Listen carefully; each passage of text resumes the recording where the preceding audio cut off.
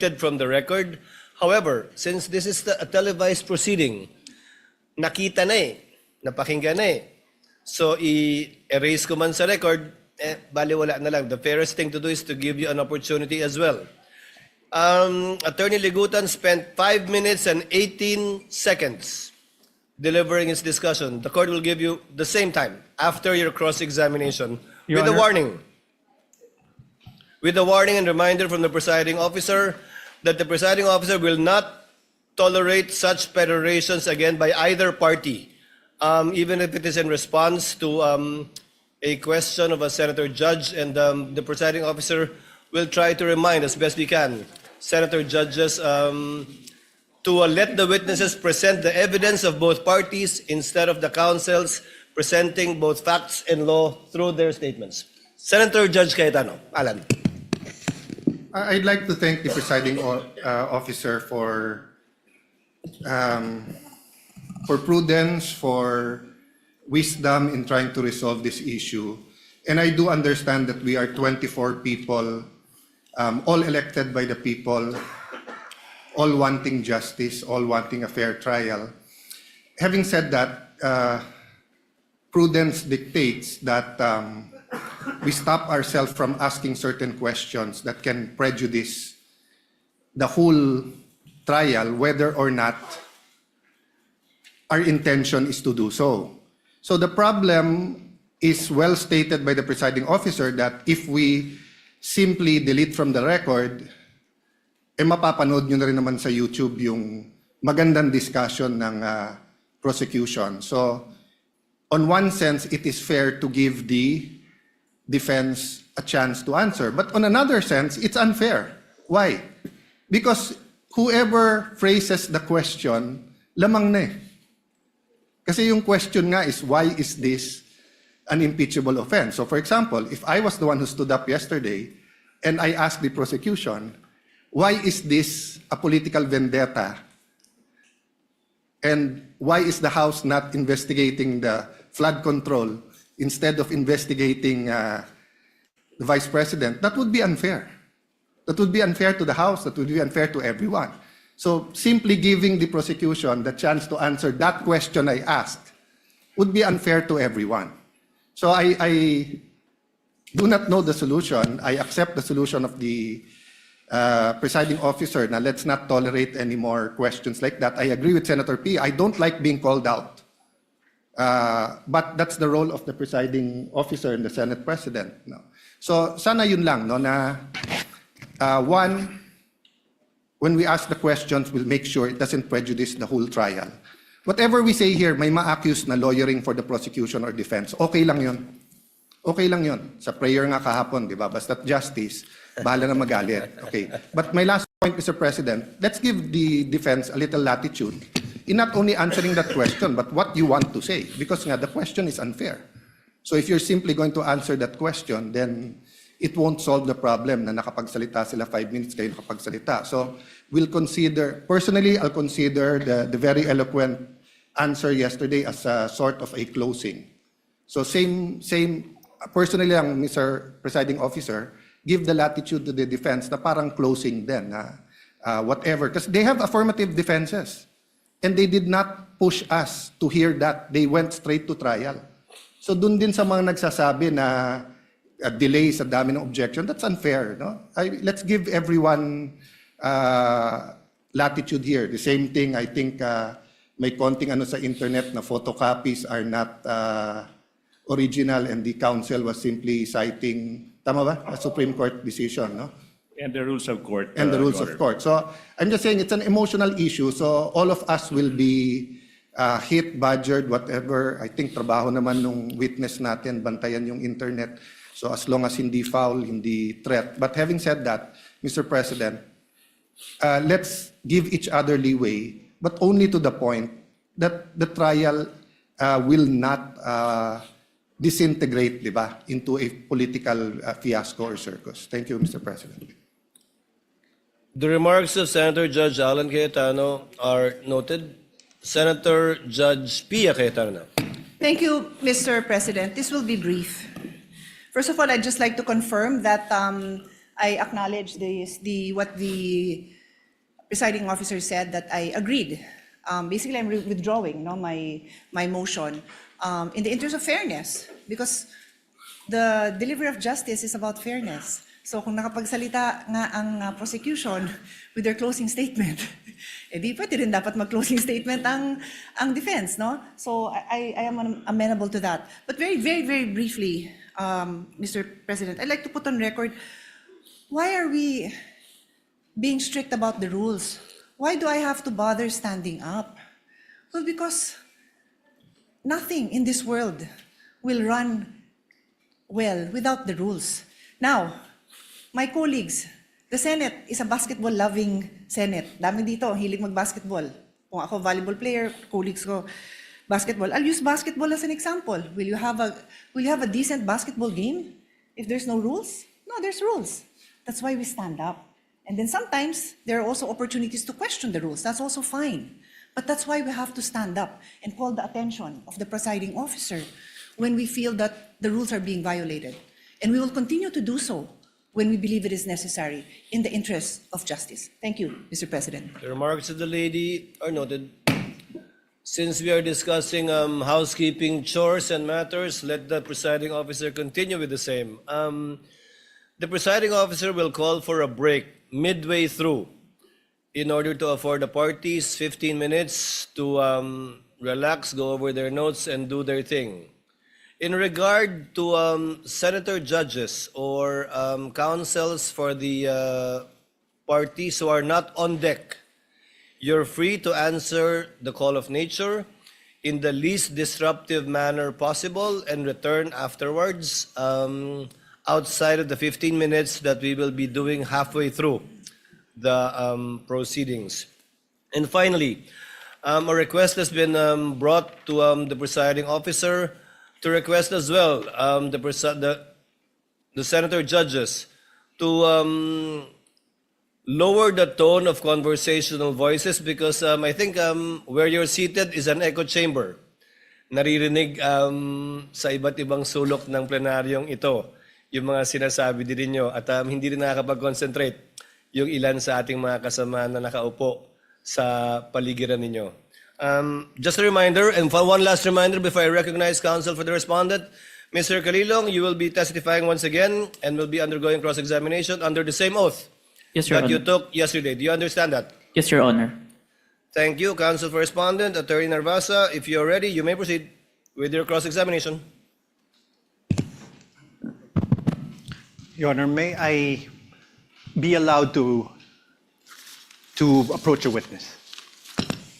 You may do so. Thank you, Your counsel. Honor. Good afternoon, Mr. Calilong. Good afternoon, sir. During your direct examination, you testified that you were trained on photo and video authentication. Yes, sir. You said that you were trained for 2 weeks? Specific for photo and video, sir. Sir, my questions are answerable by yes or a no. Can you Yes, sir. please constrain yourself to these questions, unless I tell you, okay? Objection to that, Your Honor, please. And you got this training from Before counsel for respondent proceeds, counsel for the prosecutor, to let the presiding officer Your Honor. recognize you first. You are so recognized, sir. What is your objection? Thank you so much. Inasmuch as I would like to accommodate the defense that in asking the question that the witness is to be limited to a yes or no question, Your Honor, please. Unfortunately, Your Honor, please, that's not sanctioned in the rules. There's nothing in our rules that would allow a defense to constrain a witness, even on cross-examination, to answer the questions by a yes or no answer. It's not in the rules. So, Your Honor, please, we cannot constrain a witness to answering either a yes or a no. The witness should be able to qualify. The usual answer by the defense is that it could be handled by the prosecution on redirect. But that is not the case, Your Honor, please. So long as there is nothing in the rules that would allow the defense to constrain the witness to answer yes or no, the prosecution will vehemently object to that, Your Honor, The please. presiding officer May I, Your overrules Honor? the presiding officer overrules the objection. The counsel for prosecutors can make a continuing objection regarding this matter, but it is the position of the presiding officer that the witness is seasoned enough according to his testimony yesterday, he has attended over, if I recall correctly, 30 hearings already. So he would know how to respond and to explain if the need would arise. And it's up for counsel for the responding if at all to strike out whatever answers that are not responsive to his question. Counsel for respondent may proceed. Thank We you. would abide, Your Honor. We would abide. Thank you, counsel for the prosecutors. And you testified that you got this training from MaxCore Interventures, Yes, correct? sir. And you said that the training you got from MaxCore Interventures was in digital forensics. Yes, sir. I have with me in Articles of Partnership of MaxCore Interventures Co. You see that it states that it is the Articles of Partnership of MaxCore Interventures Co. Your Honor, may we allow Attorney Stephen Magallaon to also approach the witness stand to peruse the document. And of course, at this juncture, Your Honor, please, I have to object. I have no question yet, Your Honor. Yeah, I am objecting to the witness being shown an articles of incorporation, a Articles of partnership of a partnership, Your Honor, please. Anyways, since the question has not been asked, I will. Let us wait for the question, counsel. In the meantime, the presiding officer allows counsel for the prosecutors to examine the document being presented to the witness. And Your Honor, for the reference of the senators, we are flashing this Articles of Partnership on the screens. Sir, please take a look at page 2 of these articles.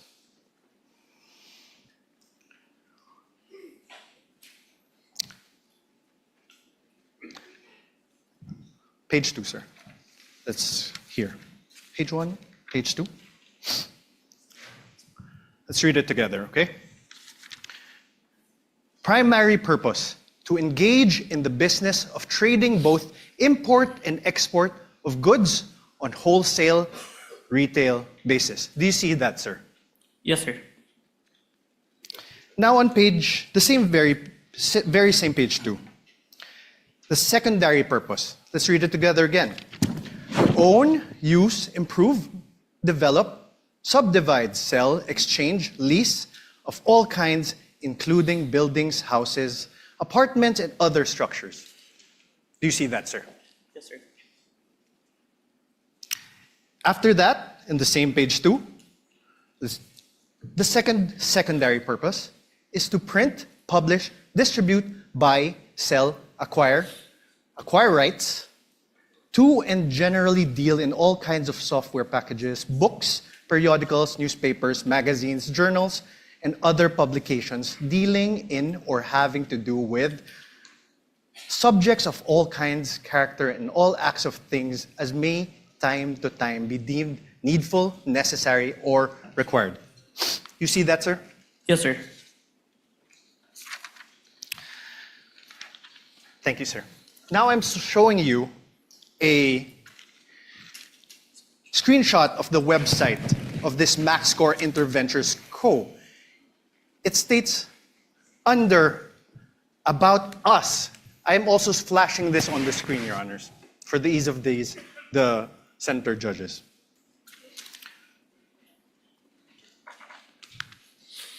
Your Honor, at this juncture, the prosecution will now manifest that there was no question propounded as to the presentation of the Articles of Partnership. And the counsel is now moving forward to the presentation of an alleged website. Therefore, it seems that the defense counsel is the one presenting the documents without propounding any question to this witness. Highly improper, Your Honor, please. Highly improper. The counsel should be asking question and not presenting document.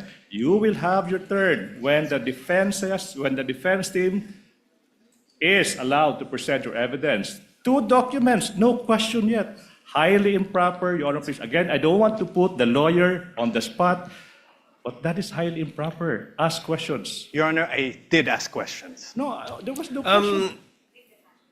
Counsel- Can we ask that the transcript be read back? Counsel, kindly proceed. Thank you. Counsel for the prosecutors with the understanding that Mr. Calilong is not testifying as to the truth of whatever counsel asked him or what he read, because clearly he's not competent Agreed, Your to testify as to the truth of what is contained in the Articles of Partnership. However, as to the fact that he read it and saw it, up to that extent, and the senator judges are so advised as well. So ordered. You may proceed, sir. Thank you, sir. And I am on cross, Your Honor. Thank you. Sir, under the words about us, it says MaxScore Interventures has been established as a one-stop source of different products and services intended for both government and private institutions. Its company tagline, Innovation Without Boundaries, stands true testament to provide customers with quality merchandise, from the simplest to the most sophisticated ones at very affordable prices. The company places a long-term business relationship through customer satisfaction on top of its priority list, with integrity and honesty as the foundation of the company. It envisions to evolve into excellence amidst the competitive pace of information technology. You see that, sir? Yes, sir. Sir, now I'm showing you another screenshot of the website of this MaxScore Interventures Co.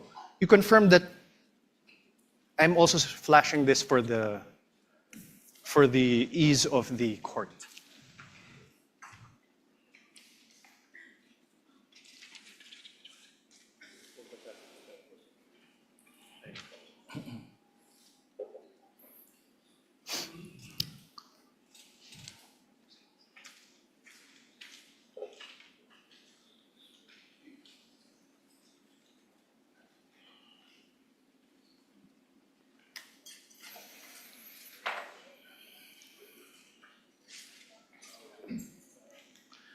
Sir, At this point, Your Honor, please, allowed.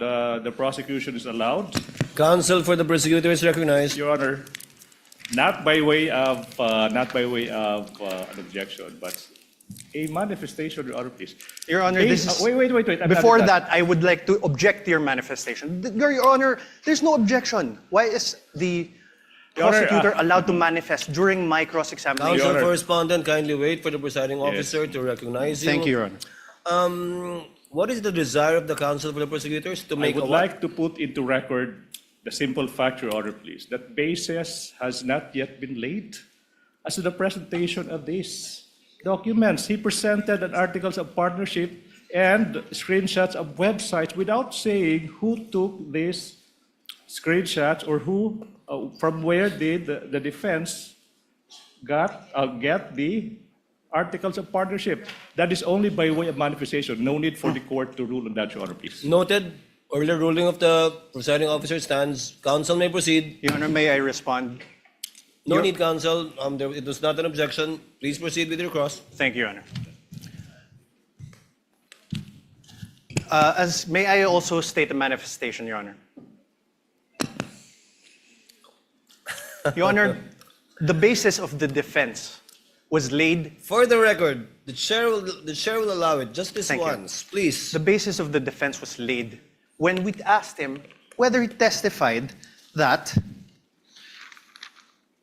he got his training as an expert witness from MaxScore Ventures.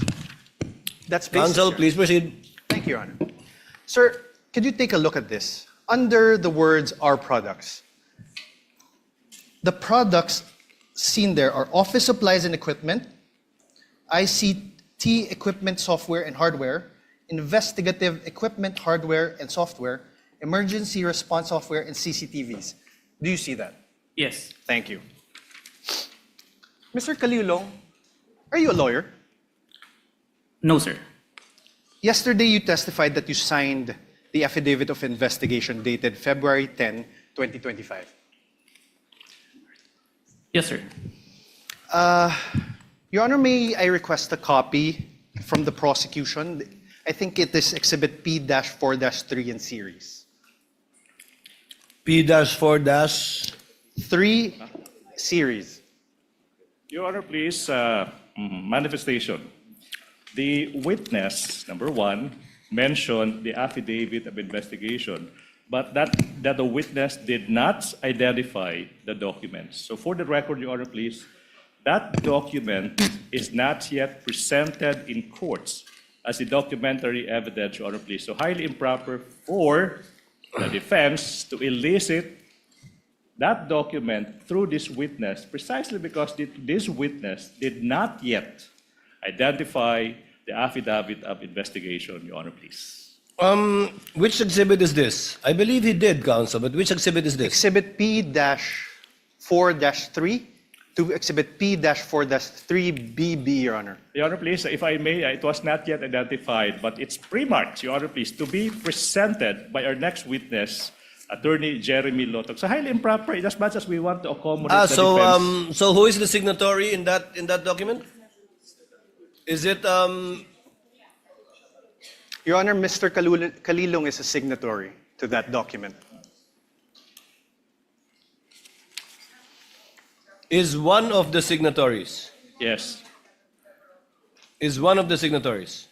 But the counsel for prosecutor is correct. This document has not yet been identified by any of the witness for the counsel for the prosecutors. Yes. You will get your chance, counsel for the respondent, when Attorney Lotok testifies later, which I believe this is the only exhibit that he will be testifying to. All right, Your Honor. Kindly proceed, counsel. You mentioned a affidavit of investigation, correct? Yes, sir. And this affidavit of investigation, you sent a copy to the House of Representatives Committee on Justice. Yes, sir. You identified it during the House Committee hearings on April 29, 2025. Yes, sir. I'm showing you now an affidavit of investigation. This is marked as Exhibit D-4-46 in series, Your Honor. D-4-46 and series. Is there a counterpart marking from the counsel for prosecutors? Yes, Your Honor. This is P-4-3 to P-4-3BB. Thank you. For the record. This annex of this affidavit of investigation has appendages, correct? Annexes. Yes, sir. And it forms a whole, correct? Yes, sir. Okay. Sir, do you confirm that you signed this? I'm one of the signatories, sir. Do you want me to have him identify a signature? Okay. Your Honor, do you have here, sir? Kaso lang, sir, yung sinumpit mo po, I withdraw, Your Honor. Apart from this affidavit of investigation, dated February 10, are you aware if there is another affidavit of investigation executed by the NBI represented by the Cybercrime Division in relation to this case? This is the only one that is submitted, sir. No, executed, Your Honor, signed. My question is the defense executed. cannot argue with the witness, Your Honor, please. The witness would know how to respond, counsel. If he is not responsive to your question, do not argue with the witness. Yes, Your Kindly Honor. rephrase. Apart from this affidavit of investigation, are you aware if there is any other affidavit of investigation signed by the NBI represented by the cybercrime? Okay, at that juncture, I have to object. Vague, Your Honor, affidavit of investigation Related signed by to the this NBI. case, Your There could Honor. be thousands Related of to this documents. case. If the witness knows, witness may answer. Is there any other affidavit of investigation executed by the NBI cybercrime in relation to this case, witness? As far as I remember, sir, this is the final affidavit of investigation, sir. Final affidavit. Are you sure, Agent? Let me remind you that you are under oath. Yes, sir. I have with me a certification, a DOJ certification, executed by J.V. Lawrence B. Bandung, Senior Assistant State Prosecutor J.V. Bandung. For the record, Your Honor, this is Exhibit D-4-29 for the defense. Do you see this, sir? Yes, sir. This certification dated February 5, 2025, states, and I quote, the referral The complaint referral does not contain all the necessary evidence to prove the essential elements of the crime. Therefore, it is recommended that the same be first referred for case buildup. Do you see that? Yes, sir. Now below that, in the second page, below that, under the word notes, number 1, therefore, states, and I quote, that there is no... May I have this flashed on the screen, please? For the ease of the court. So the Honorable Court can follow. Under notes again, sir. For the record, Your Honor, we are flashing the certification on the screen. Under notes, sir, number 1 therefore states, and I quote, there is no affidavit of the persons who recorded the video entitled VP November 23 Press Con at Batasan through open broadcast software OBS and in turn stored it in a digital video disc. Do you see that, sir? Yes, sir. Let's go to page 2. On paragraph 7, it states, and I quote, one of the elements of the crime of grave threats is that the offender threatens another with infliction upon the latter's person, honor, or property, or upon that of the latter's family of any wrong amounting to any crime. In the instant complaint, only the NBI executed an affidavit and there was no participation on the part of the offended parties, as it appears. NBI is not the offended party for the crime of grave theft. Do you see that? Yes, sir. Above this, in paragraph 6, it states that, and I quote, only the minutes of the meeting with several personalities and representatives from various media outfits were submitted. And although the minutes were signed, there was no individual affidavit executed regarding the contents of said minutes. Do you see that, sir? Yes, sir. On paragraph 5, it states that, and I quote, the affidavit of one Patria Morales mentioned that she stored these footages in a USB and submitted it to the NBI. However, there was no USB attached to the complaint, only a DVD was attached. There was no detail regarding the contents of this DVD. Do you see that, sir? Yes, sir. On paragraph 4, it states, and I quote, Annex L did not indicate who made such TSN. There was also no affidavit of the person who made the TSN. Do you see that? Yes, sir. On paragraph 3, it states that, and I quote, Annexes I and K, open parenthesis, DVDs with markings NBI-CNN-C-2412-43-6-2 and NBI-CCN-C-24-12436-2, close parenthesis, were not accompanied by an affidavit of the record and TSN, also affidavit of the one who will execute the TSN. Yes, sir. On paragraph 2, it states, and I quote, the press briefing conducted on October 18 was not recorded and or stored in the DVD, no video submitted, and there was no TSN of the said briefing and the necessary affidavit of the person taking the CSN. Yes, sir.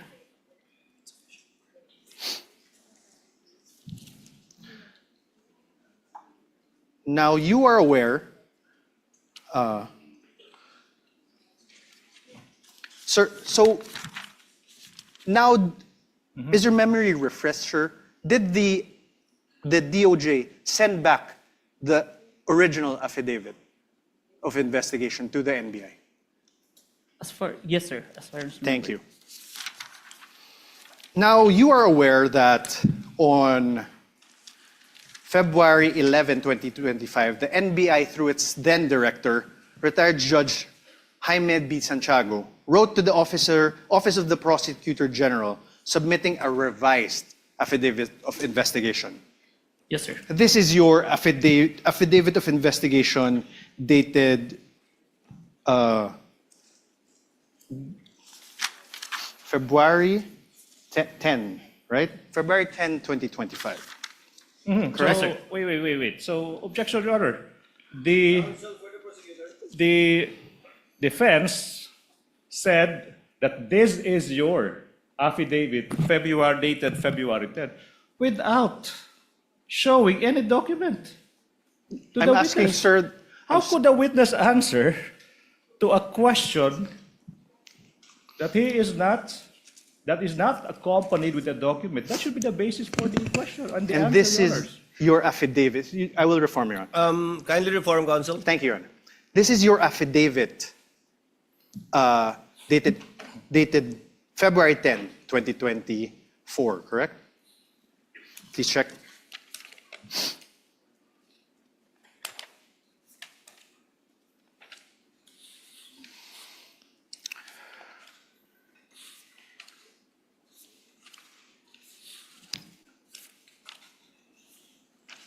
Sorry, sir.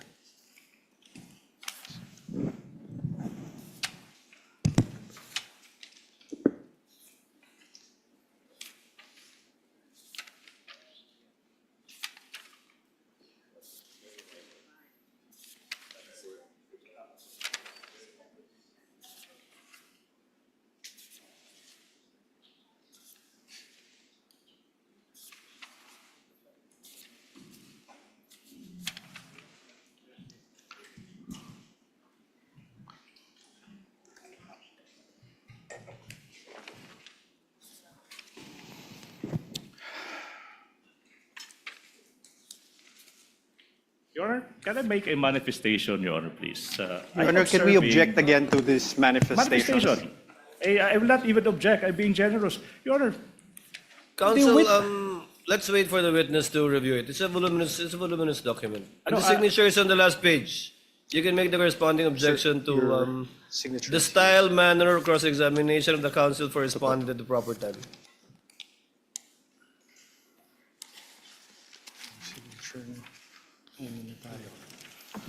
And book.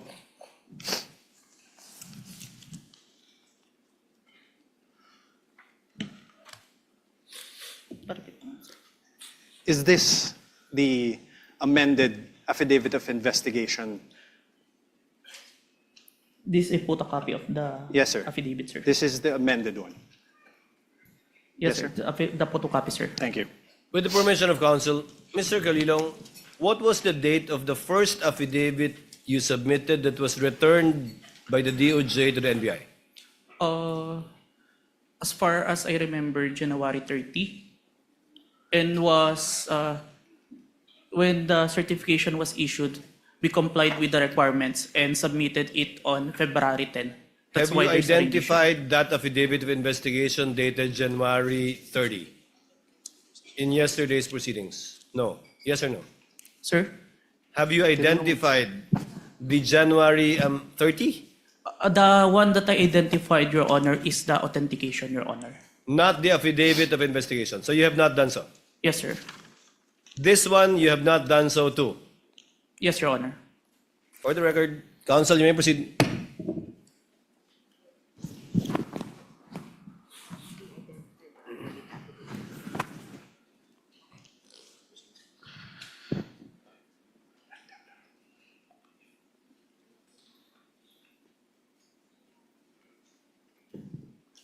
I'm showing you now a letter dated January 30 from the former NBI Director Jaime Santiago. now I have to object, Your Honor, please. You know, the defense has been confronting this witness with documents, even without marking and identifying the source of these documents. Your It's Honor, like that's- plucking out of thin air a document, presenting them the document to the witness, and withdrawing the document Your Honor, that's up to without the... even introducing these pieces of evidence, these pieces of exhibits into evidence. So my question is, through the presiding officer, is the defense not entering these documents into evidence, Your Honor, please? They can do so at the proper time, counsel, but insofar as the witness is concerned, I think the basis was laid when he said that he executed only one affidavit of investigation in connection with this case. Now it seems that there are two affidavits, I would like to make both of which have not yet been presented. One will be presented, I think, by Attorney Lotok Your Honor, for But the the first record, one, we're not aware of it. Is that correct, counsel for the respondent? Your Honor, he just identified a copy of the affidavit of investigation. Dated January 30? April 10, 2025. April, February February 10, 10. sorry, Your Honor. February 10. February 10, Your Honor, please. What about the first affidavit? The witness said he had the first affidavit. Yes, Your Honor. Not yet. Not yet. Yes. You only cited a January 30 letter of Yes, the Your Honor. former NBI I cited, Your Honor, a Director. certification by the DOJ returning an affidavit. And that is now the problem, Your Honor. In fact, even I am confused because the documents are not introduced into evidence by the defense. Counsel, As please proceed and kindly help the court to be clarified you. regarding this matter. You mentioned that you mentioned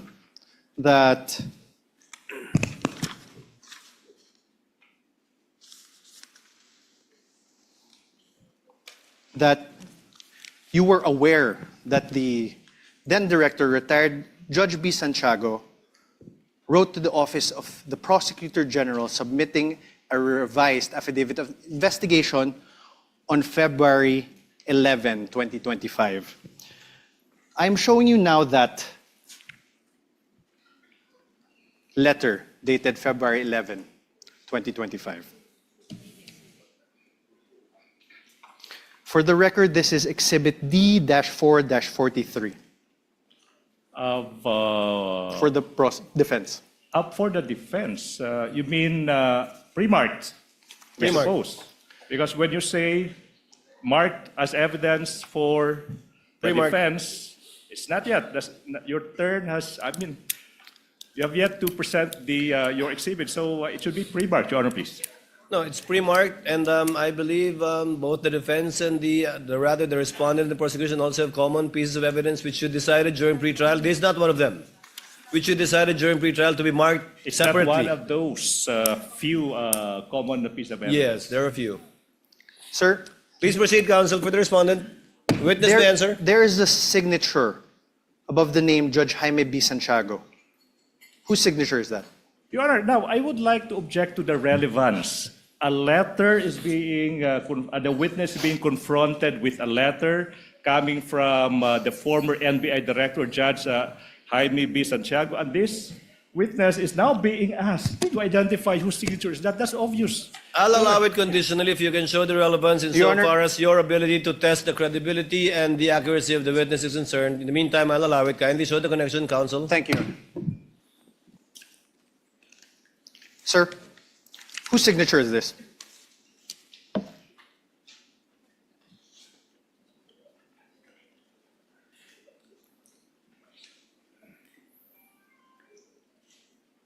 As far as I remember, signature of Director Santiago, sir. Thank you.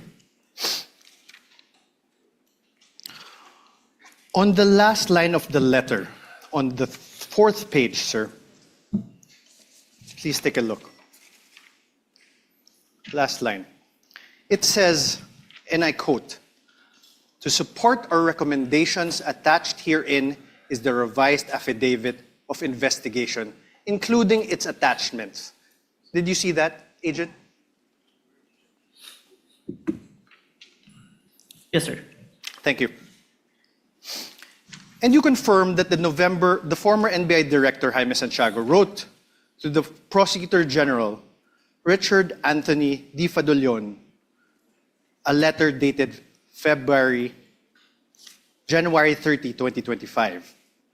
This is one of the documents that you submitted to the Committee on Justice, correct? Where's Okay, I will show you now. May I have this flashed on the screen?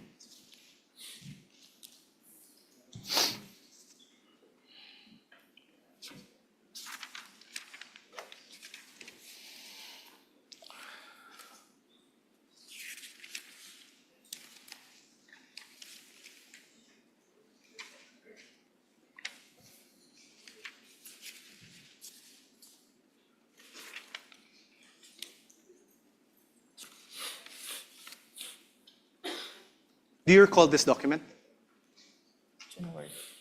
Yes, sir. Yes.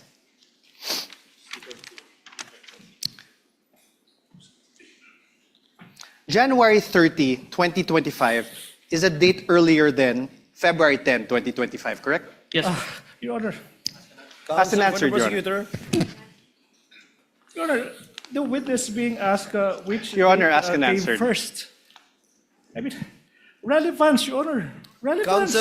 Counsel, if the witness knows and the counsel for respondent will be given the latitude to test the credibility, accuracy, and completeness of the testimony of the witness. But we note your continuing objection because you already sound frustrated, counsel, in regard to this line of questioning by the I'm very counsel for the patient, Your Honor, respondent. please. I'm very patient. The counsel for respondent may proceed. Witness Thank may you. answer. He already answered, Your Honor. Thank you. You earlier confirmed that there was actually a certification dated February 5, 2025. You Objection, misleading. I don't remember I have no question, this Your Honor. witness. Let Stating the that there counsel was- finish with this question, counsel. He even read it, Your Honor. You likewise confirmed that in that said certification, dated February 5, 2025, the earlier affidavit of investigation were subject to 7 recommendations. And you confirmed that you read that. Objection. Ground for Misleading, the Your Honor, objection. please. Now the counsel mentioned 7 grounds. 7 grounds. And I don't remember this witness uttering the term 7 grounds. What I do remember, Your Honor, please, is that this witness was confronted with a certification, a letter, whatever, but now the counsel is now asking this witness to confirm the contents of those certifications or letters. Misleading. No, That's Your- not allowed during cross. The counsel is now assuming facts that have yet to be established. Can I repeat that? This witness was only confronted with certifications, letters, dated this, dated that. And now, the counsel now asking, Your do you Honor, please, confirm- he's do you now confirm testifying. rights? Wait, let me finish. Now he is asking this witness to confirm that in that letter there are 7 grounds, as if this witness uttered those words. The ground is misleading, definition. This counsel is assuming facts that have yet to be established through this witness, Your Honor, please. Counsel, again, the witness is not a newbie. I think he can handle himself and would know how to answer if indeed he is familiar or not with what is being presented to him. And thus far, he has responded based on his knowledge of these documents. Chair will allow it. Witness you. may answer. Sir? Can you repeat the question, counsel? You confirmed that there was a certification dated February 5, 2025. You likewise confirmed that in said certification, Your Honor, compound question. there's no question. Wait. Kindly wait for the presiding officer to recognize you before answering. Yes, Your Honor. Yes. Much Please, obliged, Your Honor, counsel please. for the prosecutors, please finish with your objection. Thank you so much. Can I? Yes, Your please Honor, proceed, counsel. Compound questions. The witness is now being confronted with 2 successive questions without allowing this witness to answer the first question. What makes a compound question? No need to lecture, counsel. Counsel for respondent, please reform. Your Honor, I had no question. I had no question yet. Kindly proceed with your question. Thank you, Your Honor. The earlier affidavit of investigation was subject to 7 recommendations from the DOJ Vague, Your for Honor, please. case build-up. Objection, vague. The earlier investigation, which investigation is the counsel referring to? We already Objection, vague. We already established, Your Honor, there was an earlier one. This is Overruled again. The witness is competent enough to testify. Overruled. Witness, kindly proceed with your question, counsel. Yes. In the revised affidavit of investigation dated February 10, 2025, that you identified, despite DOJ's recommendation number 6 that you earlier read, Objection, Your Honor, there, objection. Sir, Your Honor, I'm not If yet the finished. ground is Can we already- wait for the counsel to finish with this question, counsel, please? Okay, Your Honor. The question, Sir, there were still no affidavits of the journalists from the media outlets in your affidavit of investigation dated February 10. Witness, not answer first. Objection, Your Honor, please. Misleading. Why is it misleading, counsel? The counsel said the earlier affidavit of investigation. In fact, Your Honor, please, he referred to the February 10 investigation. That's not the earlier investigation. That is the final affidavit investigation submitted to the DOJ. Misleading. Misleading, Your Honor. Your Honor, The presiding officer will ask the question. Mr. Witness, did you attach the affidavits revised, right? of the two witnesses that viewed the video of the Vice President in the February 10 affidavit? Yes, sir. Let me qualify my answer in number 6, sir. You may do so. In number 6, sir, the DOJ requested an affidavit to be executed regarding the contents of the minutes. I executed an affidavit attesting to those minutes, sir, which I'm part of the interview, sir. But was it attached to the February 10 affidavit? Yes, sir. Counsel for the respondent, your witness. thank you. Sir, but there are no affidavits of the journalists from the media outlets, correct? My question is not found there, Your Honor. Oh, Your Honor, please. My question is Your not Honor. found there. Okay, wait. The counsel is confronting the witness with a document, and he propounded I questions, was and then not- he asked another question, and he took the document away.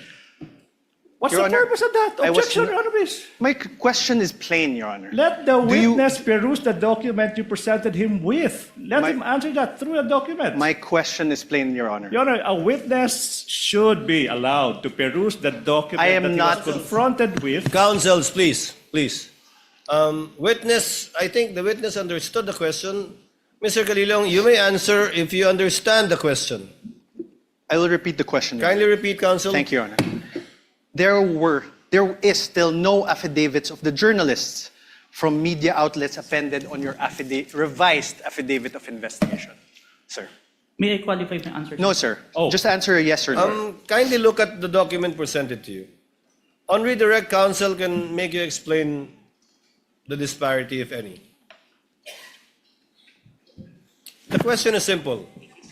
Are the affidavits attached to the affidavit of investigation?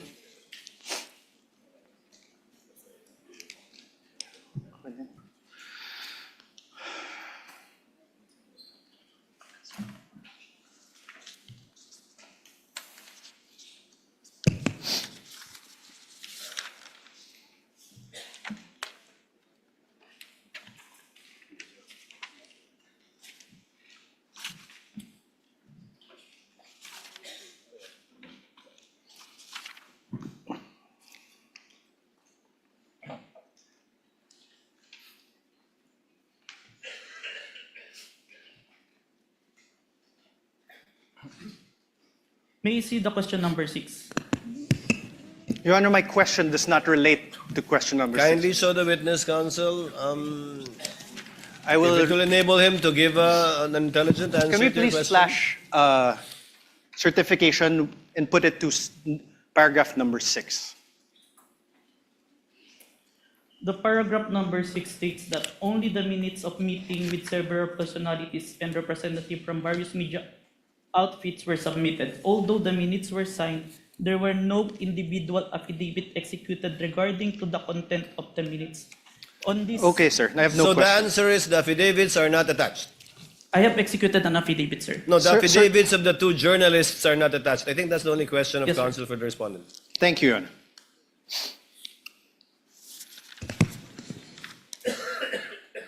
Instead, sir, as you confirmed, what you appended to the affidavit of investigation are affidavits of NBI agents, correct? Yes, sir. Not the journalists who were present The one who during the November 23, 2024 press conference. The one who interviewed, sir. Yeah, the one in the interview. Not the journalists. Yes, sir. Ask and answer, Your Honor. Sir, in the revised affidavit of investigation dated February 10, 2025 that you identified, despite DOJ's recommendation number 7, can we show again DOJ recommendation number 7? In the certification dated February 5, 2025, it is still the NBI Cybercrime Division that is the complainant. I believe this is answered on the letter of the director, sir.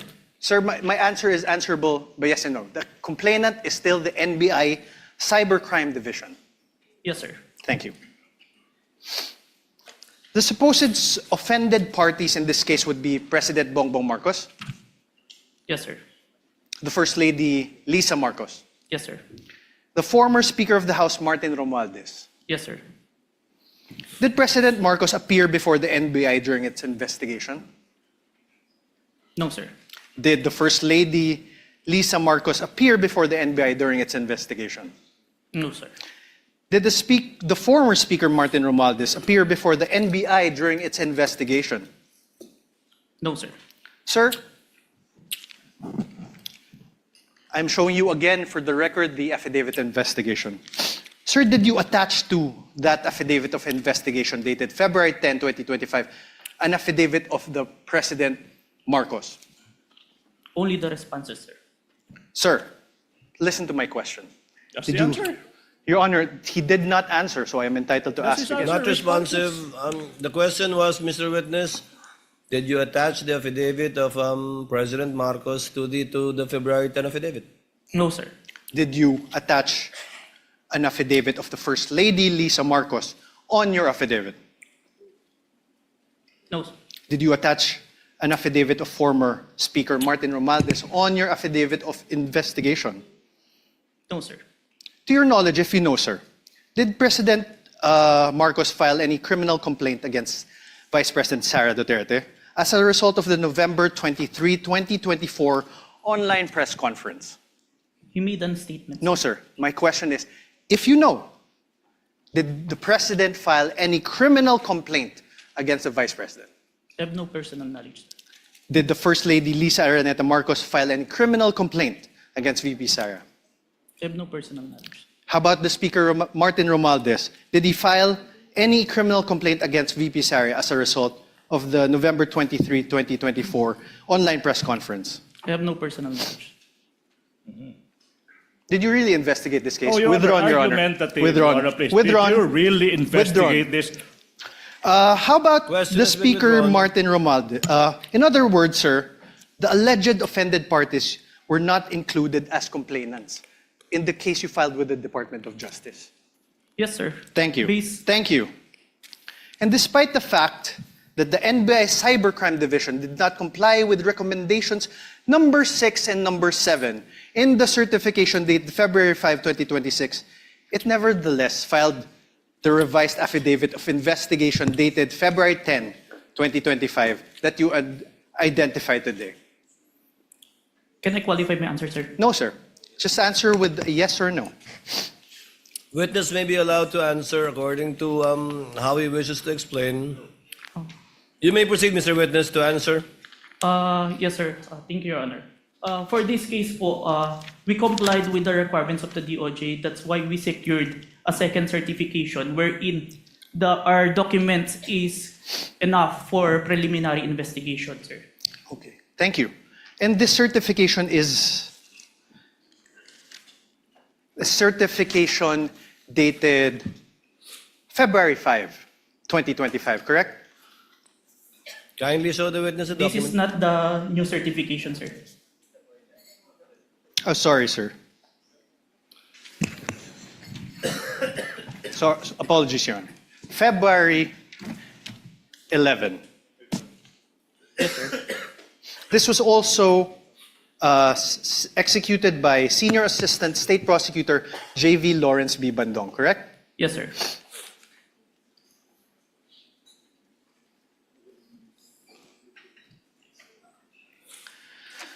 Now let's discuss the nature of the investigation you conducted. You claimed in your affidavit, sir, affidavit of investigation, that the NBI began its investigation into the VP's remarks because it was directed by the DOJ to do so. Motu proprio and directed, sir. Okay. Do you understand what you just said, sir? Oh, Yes, sir. oh. Can I I'm object asking, to that, sir. Your Honor, please? I'm That's asking, sir. It argumentative. makes sense, Your Honor. Argumentative, counsel. Move on. Mutu proprio, sir, means... Oh, no, objection. You cannot lecture, counsel. This is Sir, what does cross-examination. you mentioned mutu proprio. What does it mean? Even without a complainant, we started the investigation, sir. Are you sure, sir? Oh, argumentative. Are you sure, get- sir? Move on, Are counsel. you Move sure, on. sir? How...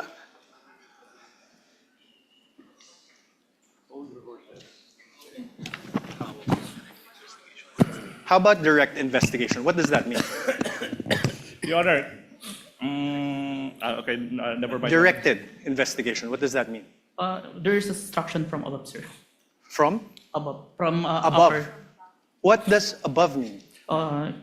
It may be the DOJ or the higher. Higher. What's higher than the DOJ? Based on that, it's only the DOJ, sir. Based on... You said above the DOJ, sir. No, sir. Above the Sir, NBI, you said above... May I ask for a... Argumentative, reading. Your Honor, Counsel, argumentative. counsel, again, I would have to sustain the objection. It is argumentative. I heard All the right, answer, Your and he meant as a general term above, but referring apparently to only the DOJ in this particular instance. We submit, Your Honor. Please proceed. You confirmed that the NBI Cybercrime Division is the complainant in the case against the Vice President, and that the DOJ filed this with the NBI filed this with the DOJ. Objection, compound, No, Your Honor. That's a no compound question, Your Honor. That was just a statement. Counsel, Oh, kindly wait. exactly. Your Honor, a He's laying statement. the basis for a question. Go to your question, counsel. Sir, the NBI, of course you're from the NBI, is under the Department of Justice. Yes, sir. Your Honor, we can take judicial notice of that. We Your cannot- Honor, if I'm on cross, Your Honor. I know, but I'm on cross. there are things that No, need not be discussed. Your Honor, please. Counsel- Can I, Your Honor? Your Honor, please. Counsel, let's give him some latitude. Although secret- Much obliged, Your Honor, much although we obliged. can take judicial notice of that, it's part of his cross-examination. Yes, thank you, Your Honor. The Secretary of Justice is meanwhile the head of the DOJ, correct? Yes, sir. It's the Secretary of Justice exercises control and supervision over the NBI. Yes, but even No, without- no more questions. The witness is Yes or no, answering. Mr. Witness? If you know. Can you repeat, sir? Mr. Witness? The Secretary of Justice exercises control and supervision over the NBI. Yes or no? We are under, sir. But we're independent. So you do not know. Oh, Your Honor, that's sorry. argumentative. So Sir, you are do you- not know? All right, Your Honor. Are you aware of Book 4, Chapter 8, Oh. Supervision and Control of the Admin Code?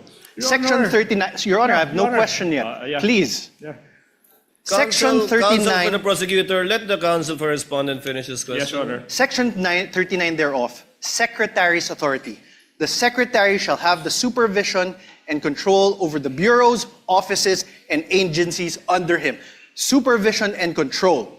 Sir, my question is this. Is the NBI, the National Bureau of Investigation, under a bureau under the Department of Justice? Yes, sir. Thank you. And, sir, the President has control over all executive departments, correct? I believe so, sir. The DOJ is one of those executive departments, correct? Yes, sir. And the current President is Ferdinand Marcos Jr., correct? We agree to that. That's judicial notice. Your Honor, please. Yes There's or no no? other Yes, sir. president. We Oh, only he have answered one already, Your president. Already asked and answered. The head of the executive branch is President Ferdinand Marcos Jr., correct? Yes, sir. The very same Ferdinand Marcos Jr., who you said was an offended party in the case against Vice President Duterte. Yes, sir. So, in other words, the NBI investigated and filed the complaint. The DOJ directed the investigation and will determine whether the case should proceed to court. And the alleged offended party, President Marcos, is the constitutional head of the executive branch, Objection. exercising control over both the DOJ and the NBI. I Your Honor, withdraw, Your objection. Honor. I withdraw. Objection of the I withdraw, Your Ground is Honor. the ground is- I withdraw. Oh, Your Honor. It's even more compound question. Nothing to object asking to. several Withdraw, subject Your Honor. matters. Withdraw. Withdraw. Counsel, move on. Withdraw. Sir, you testified earlier that you investigated the Vice President in relation to the press briefing that she conducted on November 23, 2024. Yes, sir. This investigation by the NBI Cybercrime Division was started after the conduct of the November 23, 2024 press briefing of the Vice President, correct? Yes, sir. So basically, to put it simply, the investigation was done after the supposed incident on November 23, 2024. The same day, sir. The same day, but after. Oh, Your Honor, the same day then after. Same, not could it be responsive, Your Honor. Counsel, after. clarify your question. Same day, The same investigation was done after, later than, the supposed incident on November 23, 2024. Yes, sir. Thank you. You mean to say later that day? Yes, Your Honor. Because how can you investigate something that hasn't happened yet? Correct. Yes, Your Honor. Please proceed. Sir, you're not one of the participants of the press conference on November 23, 2025, correct? Yes, sir. So you do not have personal knowledge about what transpired during that press briefing, correct? It was live streamed, sir. You did not watch that live stream, correct? In It real was- time. Yes, sir. You only acquired knowledge about it when you started investigating later that day. Yes, sir. You also do not have personal knowledge of the alleged threats made by the Vice President during that press conference. Press briefing, sorry. After the press briefing, sir. After. You only acquired knowledge about it when you started investigating. Yes, sir. You also do not have personal knowledge of the alleged assassin that was allegedly hired by the Vice President. It came to my knowledge upon... Personal knowledge, sir. No, sir. Now, during your testimony yesterday, you mentioned that during your investigation on the November 23, 2024 press briefing conducted by the Vice President, you preserved a copy of said press briefing through open source investigation, correct? Preserve a copy through open broadcast software studio. Okay, thank you for the correction. One of the videos that you were able to preserve in relation to your investigation is the screen recording of the November 23, 2024 press briefing conducted by the Vice President, right? Yes, sir. Your Honor, may I move that the very same USB be unsealed and shown by the prosecutor's Exhibit P-4-10 be unsealed and shown the witness.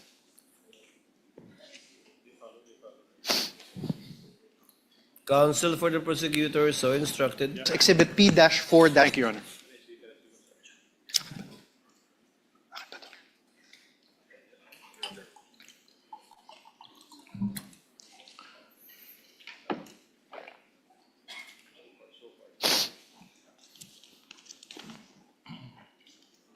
Okay ka lang po.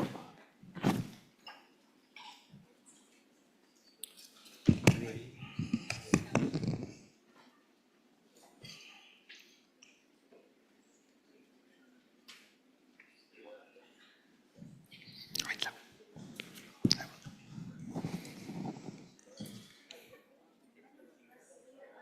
November 20. This is Exhibit P-4-10, I believe.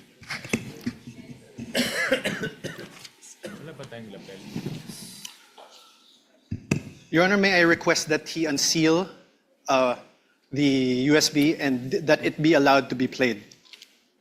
Which part, counsel?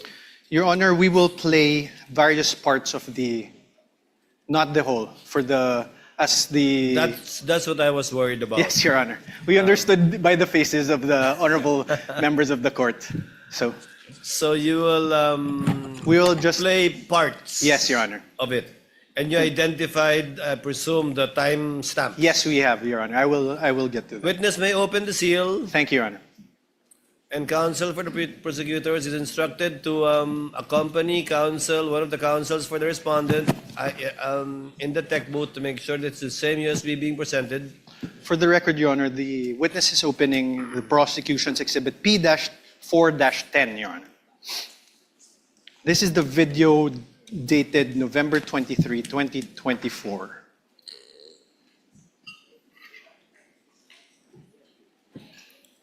I have unsealed the flash drive, sir. Thank counsel this with understanding, okay, very much like yesterday, that this USB will again be sealed and signed by both parties. Yes, Your Honor. Your Honor, may request that this be played. Here, brother. Sorry. Counsel for the prosecutors, kindly accompany a representative from the counsel of the respondent to the tech booth to make sure the same USB to be played. Kindly just guide us through, Counsel Attorney Narvas, as regards the timestamps. Thank you, Your Honor. I will. Please don't forget your promise that it's not going to be the whole 2 hours. Yes, Your Honor.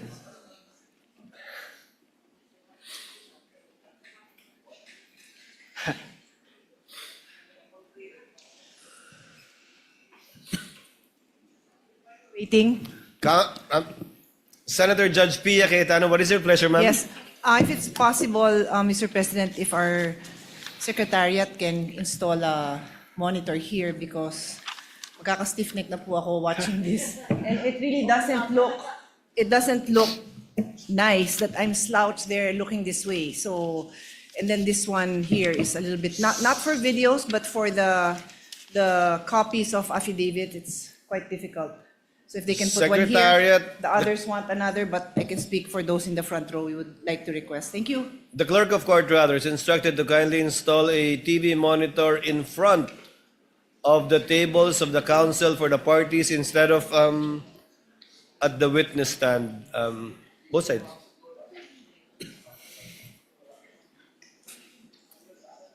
Underneath the table of the counsel for the parties, Senator Judge Pia.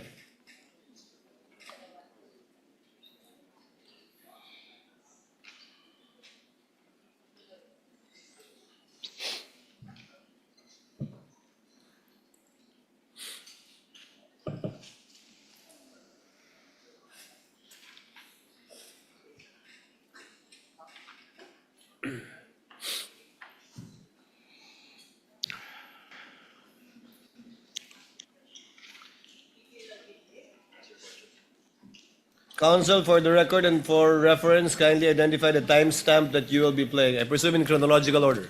Your Honor, for the record, we are showing the witness a part of the video marked as the prosecution's Exhibit P-4-10.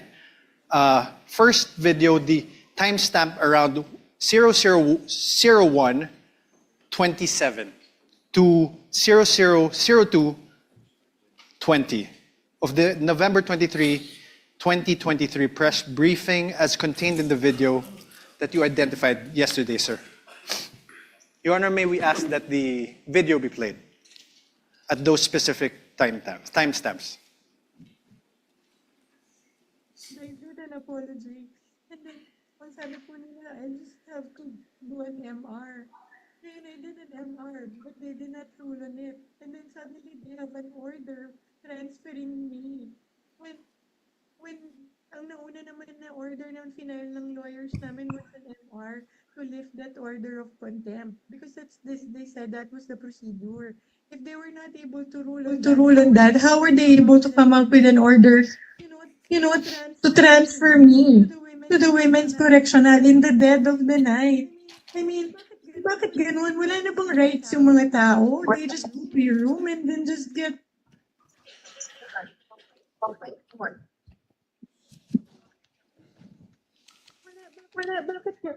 I don't understand. Your Honor, may I ask that the video be stopped?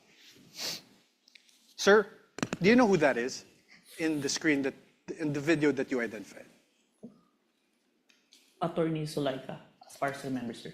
And Attorney Zulaika, as far as you remember, Attorney Zulaika is who in relation to the Vice President? You may answer not a yes or no question. As far as I remember, she is the COS. COS meaning Chief of Staff, Chief of right? Staff. And she is there in that video because she was cited in contempt by the House of Representatives, correct? If you are aware, you're the investigator. Prior to the... Sir, my question again. The witness Let is the about to witness answer. answer. Witness was in the process of answering. Prior to the scene, I have no personal knowledge, but based on her statement during the video, I think it was mentioned. So you didn't investigate the things that happened prior to the scene, correct? Sir, yes or no? We have investigated, sir. You didn't investigate. Oh, I did, sir. argumentative. That's why there's an October 18, sir. So what happened before that? If you investigated, what I happened? would say I don't have personal knowledge, sir. Sir. Because I'm not present during that time, sir. Witness is not responsive. The question was, what happened prior to this video, this particular clip of the video, if you know, given that you investigated the incident, as you said? As far as I remember, there is a hearing in the House of Representatives. What committee, sir? I can't remember the committee, sir. What happened, sir?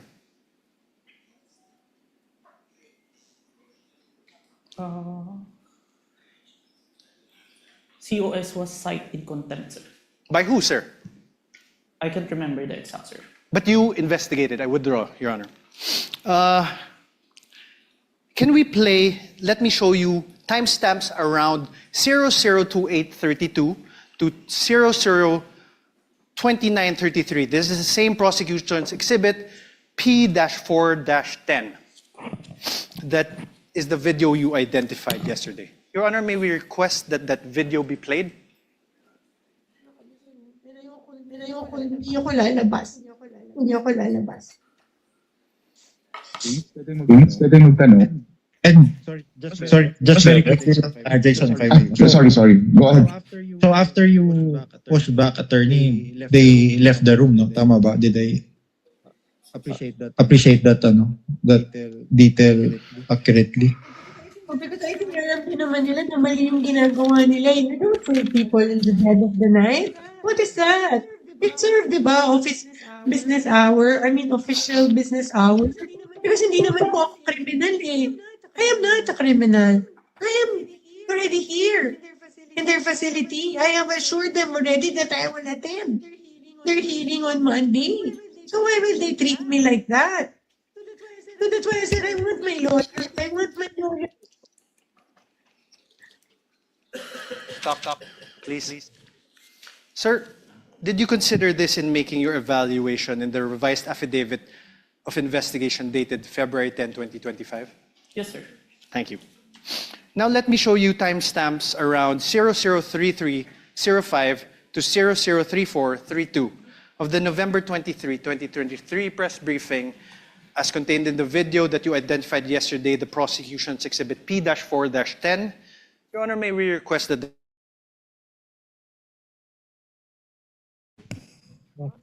You're online, ma'am. Go ahead, ma'am. Go ahead.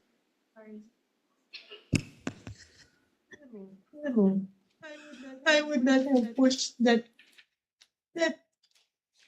bed by myself if I did not feel that I was being threatened. My life is being threatened. And you know, I'm sure you saw in the hearing that my back hurts. I cannot parang lift everything. I cannot. But dahil natakot ako, I feared for my life. I really pushed that myself. Because hindi lang to harassment. This is really a threat to my life. They gang up on you in the middle of the night. Huh? How is that done? Isn't that a threat to my life? Alam nila that I'm sick. I have said that repeatedly when the doctor came here. Stop. Thank you. Sir, did you investigate the threats to Attorney Zulaika's life? We need a complaint for this one. That's why Yes or no, sir? Did you investigate? we did not, because there's You there's did no not. complaint. Okay, thank you. The motto pro No question, sir. If the witness may be allowed to answer, Your Honor? I had no question. Already answered. Did you consider this part in making your evaluation in the revised affidavit? Asked and answered. He said This is yes a different earlier. part, Your Honor. This is a There's different part. Did you Witness may consider answer. this part in your evaluation in the revised affidavit of investigation dated February 10, 2025? Yes, sir. Okay, so despite considering these parts of the aforesaid videos, the NBI still recommended the filing of complaints for grave threats and inciting to sedition only against the Vice President. Yes? May I qualify my answer, sir? No, sir. Yes or no? There's a reason why I... Sir, your counsel may ask you questions. This is my turn. Proper Sir? subject matter for redirect. So, despite Counsel, considering these parts of the videos shown to you, the NBI still recommended the filing of complaints for grave threats and inciting to sedition against only the Vice President. Yes, sir.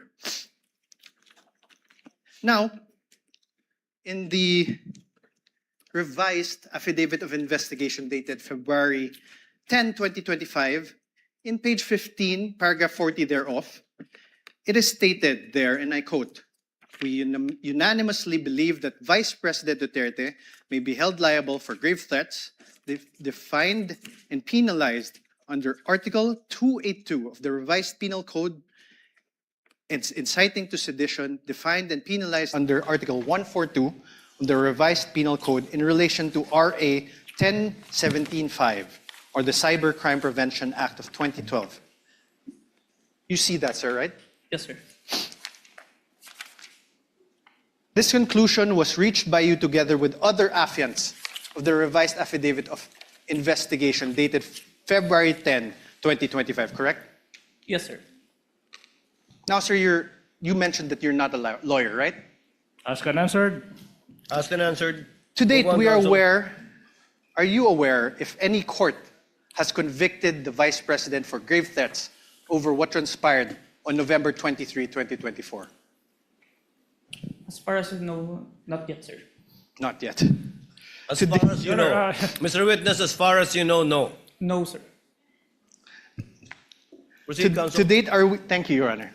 To date, are you aware if any court has convicted the Vice President for inciting to sedition over what transpired on November 23, 2024? No, on my personal knowledge, sir. Thank you. But you're the complainant, right? Argumentative, Your Honor. I was just asking. Sustained. Move Asked on, and counsel. answered. Argumentative. Then you withdraw your question. Improper. Attached to the revised affidavit of investigation, which you identified and submitted to the DOJ and the Committee on Justice, is your affidavit of transcription of the press conference on November 23, 2024. I am showing you this now. For the record, sir, Your Honor, I will show the... Can you check?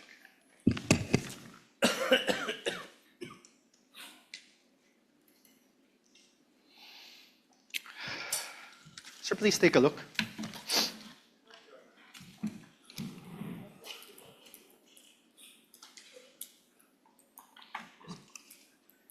Can you please say it in for the record?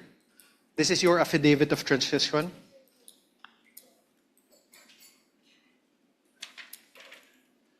Yes, sir. This is a photocopy of my affidavit of transcription, sir.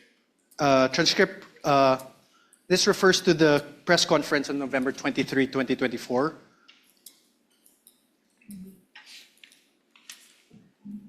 Yes, sir. You signed this on December 20, 2024. Yes, sir. Sir, please take a look at your paragraph 2. Let's read it together. In relation to the ongoing investigation, the undersigned was tasked to transcribe the screen-recorded video of the press conference of Vice President Sara Duterte on 23 November 2024, which was saved on a DVD. You read that, sir? Yes, sir. On paragraph 3 thereof, let's read it together. Undersigned transcribed the video mentioned above which resulted in a CCD transcript hereto attached. Yes, sir. You read that, sir? And 4, I hereby certify that the above-mentioned digital evidence has been faithfully transcribed and that has not been edited, altered, or changed in any way. Did you read that, sir? Yes, sir.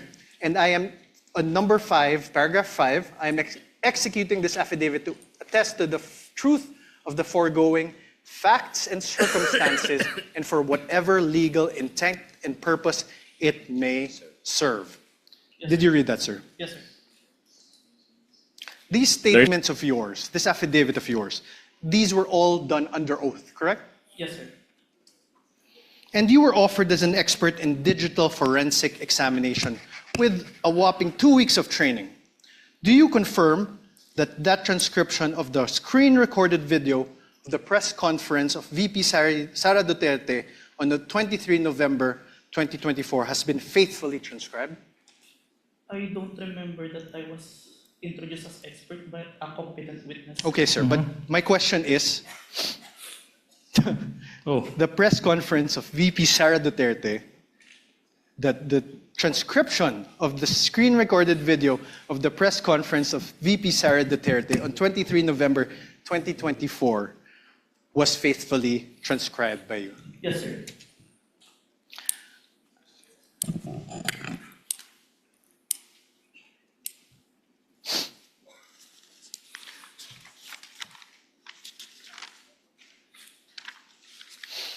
Sir, attached to this affidavit is the transcript, correct? Can you please take a look? Yes, sir. And Your Honor, may I ask again that the video, parts of the video be played of the press conference on November 23, 2024. Let's go through it together, sir. Where's the timestamps?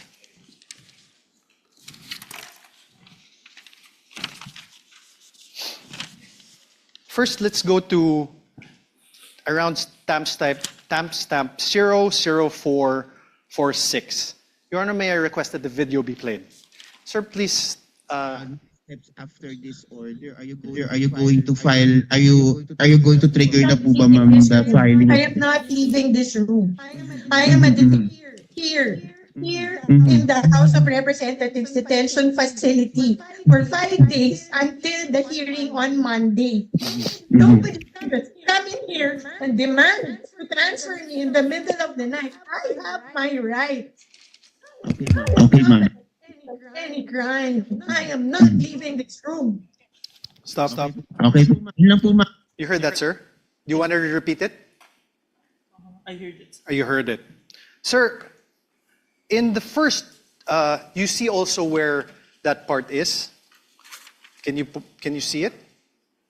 Start with the question with Red Mendoza, sir. Okay, after the Zuleika Lopez. Did you hear that? Yes, sir. Okay. Mr. Witness, kindly speak to the mic. Yes, sir. Yes, Your Honor. You heard, she said, I am not leaving this room.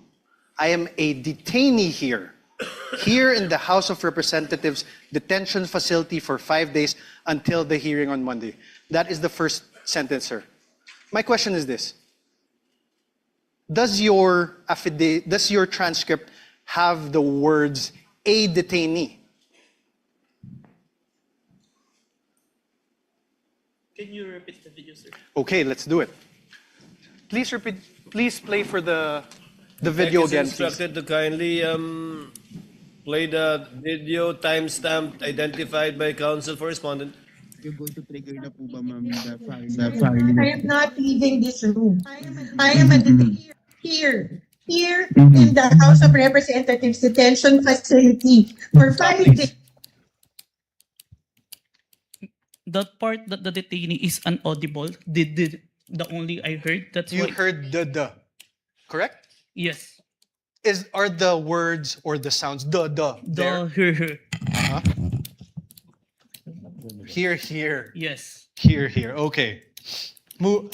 Please play. How about the last part of the paragraph?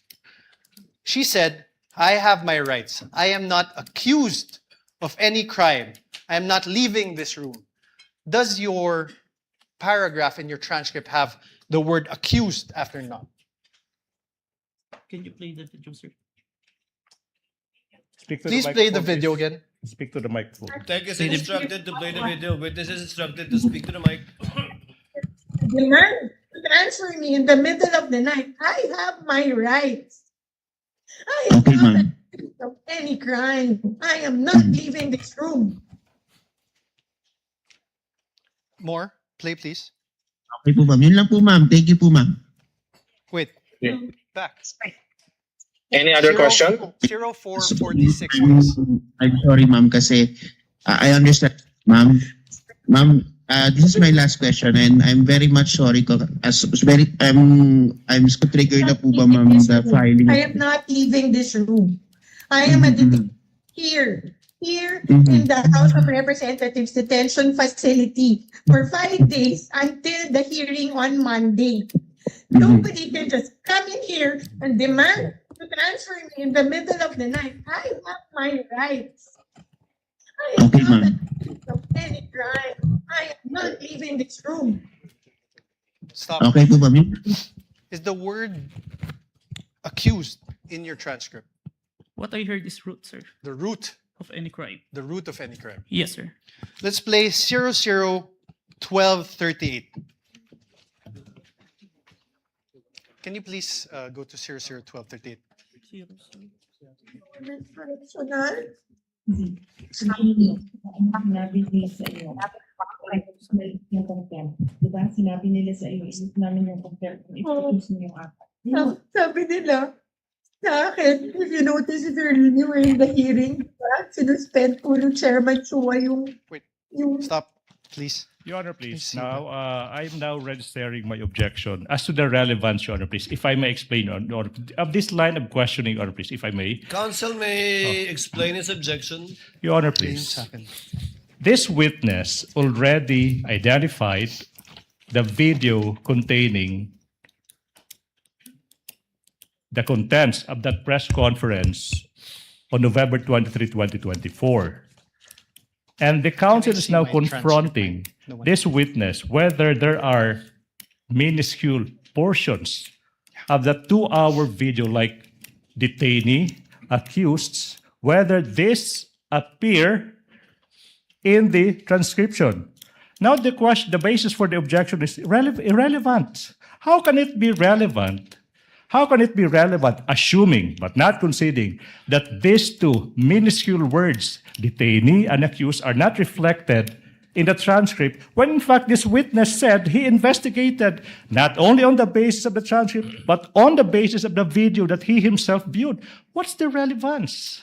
Overruled, part of cross to test the accuracy and the truthfulness of the witness insofar as his transcription of the video is concerned. Thank you. Counsel may proceed. Thank you. Please play again 001238.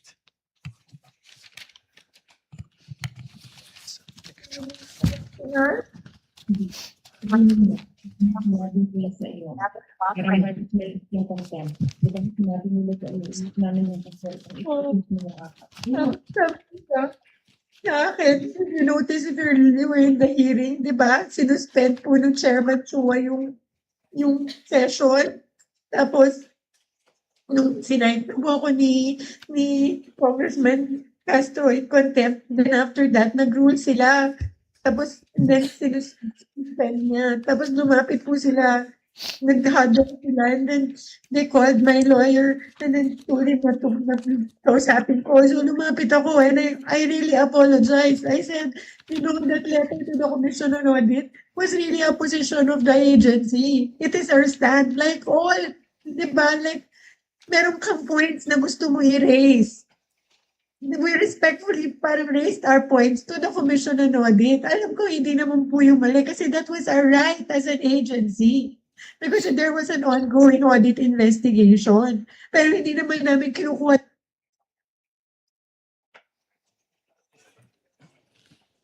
Narinig mo ba? Narinig mo?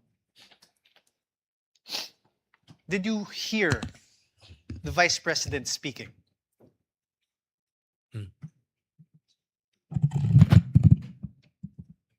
I don't hear. Can you please play again? Mr. Kalilong, you're reminded, please answer don't hear, through sir. the microphone. Can you please play it again?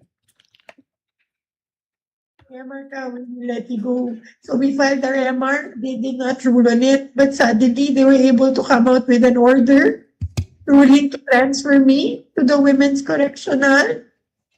Sinabi nila sa iyo, diba? Sinabi nila, There. Did you hear that? There are sounds, but I can't distinguish the words. Can you play it again? Your Honor, asked and answered. What's the point? Okay, withdrawn, Your Honor. No further questions. No further question Are for we this done? witness. On cross, counsel, do you have redirect?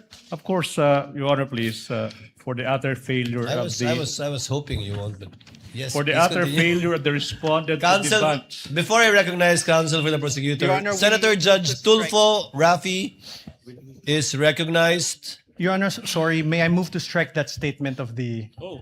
prosecutor? How can it be, Your Honor? That's my manifestation. I'm about to answer the question of the presiding officer. We will review the journal tomorrow. I did not even hear anything Yes. that is strikeable, counsel, but we will review the journal tomorrow. Your Honor, he said for the utter failure of the respondent. Yes, Your Honor, We take I said exception for to the that. utter failure of the respondent to debunk the material points testified to by the witness yesterday. Your Honor, I'm he not is yet done. testifying. I am yet not done either. He is I'm about to still answer the testifying. question. I'm not yet done with the answer. Counsels, please. The presiding officer is not recognized either of you. Thank you. Thank you. Kindly settle down. Senator Judge Rafi Tulfo is recognized. Thank you, Mr. Sir, Presiding you may Officer. proceed. Clarification naman po ito, Mr. Presiding Officer. Mr. Witness, what is your experience with regards to social media analytics? I have training, sir. What kind of training? I have cybercrime investigation training, sir. Okay. Are you familiar with Facebook, or do you have SOCMED accounts that would make you a little bit knowledgeable when it comes to SOCMED? Yes, sir. What is your account? What is your social media account? If I have any? an account in Facebook, Facebook. in Instagram, Okay. in X. X. So that means pretty much you're a little bit familiar with Facebook, right? Yes, Your Honor. Okay. There were concerns, Mr. Witness, whether the videos presented yesterday are AI generated or authentic.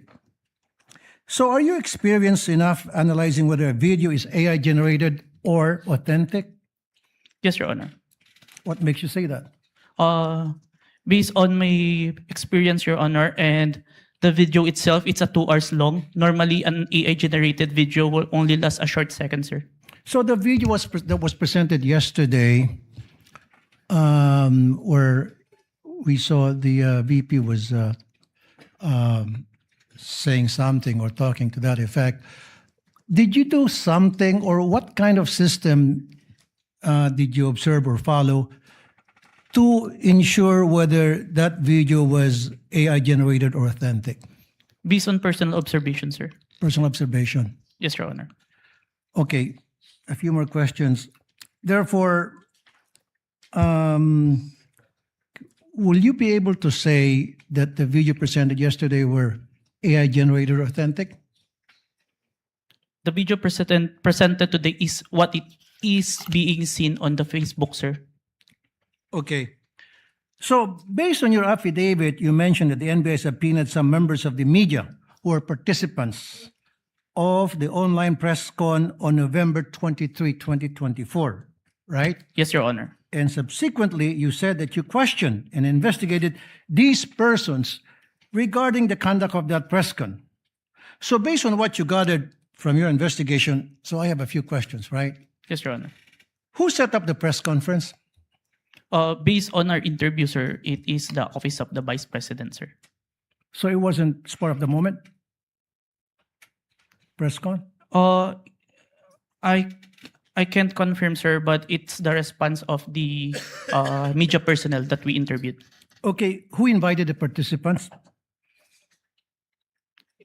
If my memory serves me right, it's JC Kahinhinan, sir. Okay. Who is JC? Staff of the Office of the Vice President, sir. Okay. Who are the participants? And how many participants were there, if you can remember? As far as I remember, it's at least 40. 40. Okay. Were there mainstream media or anybody from the broadsheets at that time? There are, sir. There were. Yes, sir. Do you know how many? Approximately, give or take? We have the one that we have issued subpoena, sir. At least 6, sir. 6. Okay. What was the reach of the video on that very day? Like how many views on that very day, and then a few days later? Were you able to observe that?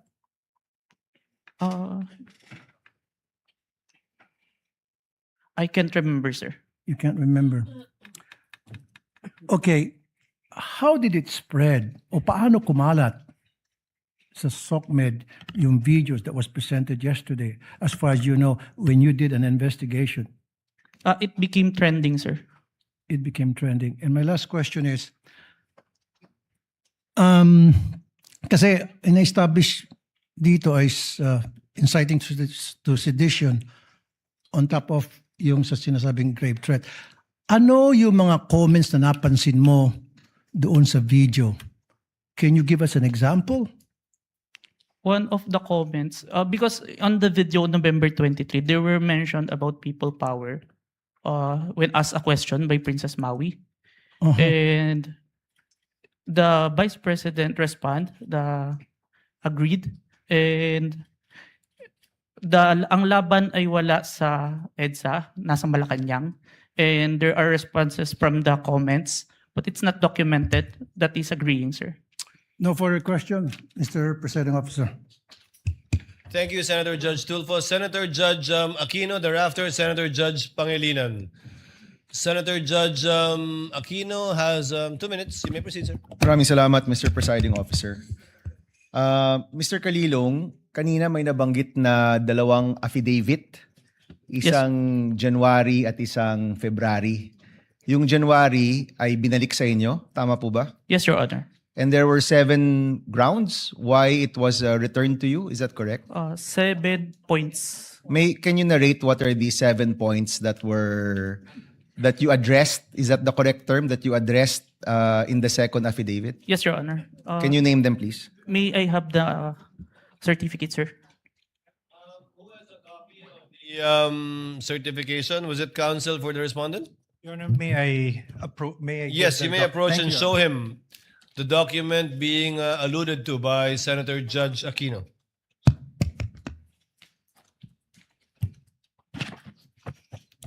Note 1. There is no affidavit of the person who recorded the video entitled BP November 23 Press Con at Batasan through Open Broadcast Super Studio and in turn stored in the DVD. Number 2. The press briefing conducted on October 18, 2024 was not recorded and or stored in DVD, and there was no TSN of the said briefing and the necessary affidavit of the person taking the TSN. Number 3, Annex I and K DVD with markings NBI-CCN-C-24-12436-2 and NBI-CCN-C-24-12436-2 were not accompanied by an affidavit of the recorder and the TSN. Number 4, Annex L did not indicate who made the TSN. There was also no affidavit of the person who made the TSN. Number 5, the affidavit of Juan Patricia Morales mentioned that she stored the footage in a USB and submitted to the NBI. However, there was no USB attached to the complaint. Only DVD was attached. There was no detail regarding the content of this DVD. Number 6, only the minutes of meeting with several personalities and representatives from various media outfits were submitted. Although the minutes were signed, there was no individual affidavit executed regarding to the contents of the said minutes. Number 7, one of the elements of crime of grave threat is that the offender threatens another with the infliction upon the latter's person, honor, and property, or upon that of the latter's family, or if the wrong amounting into a crime.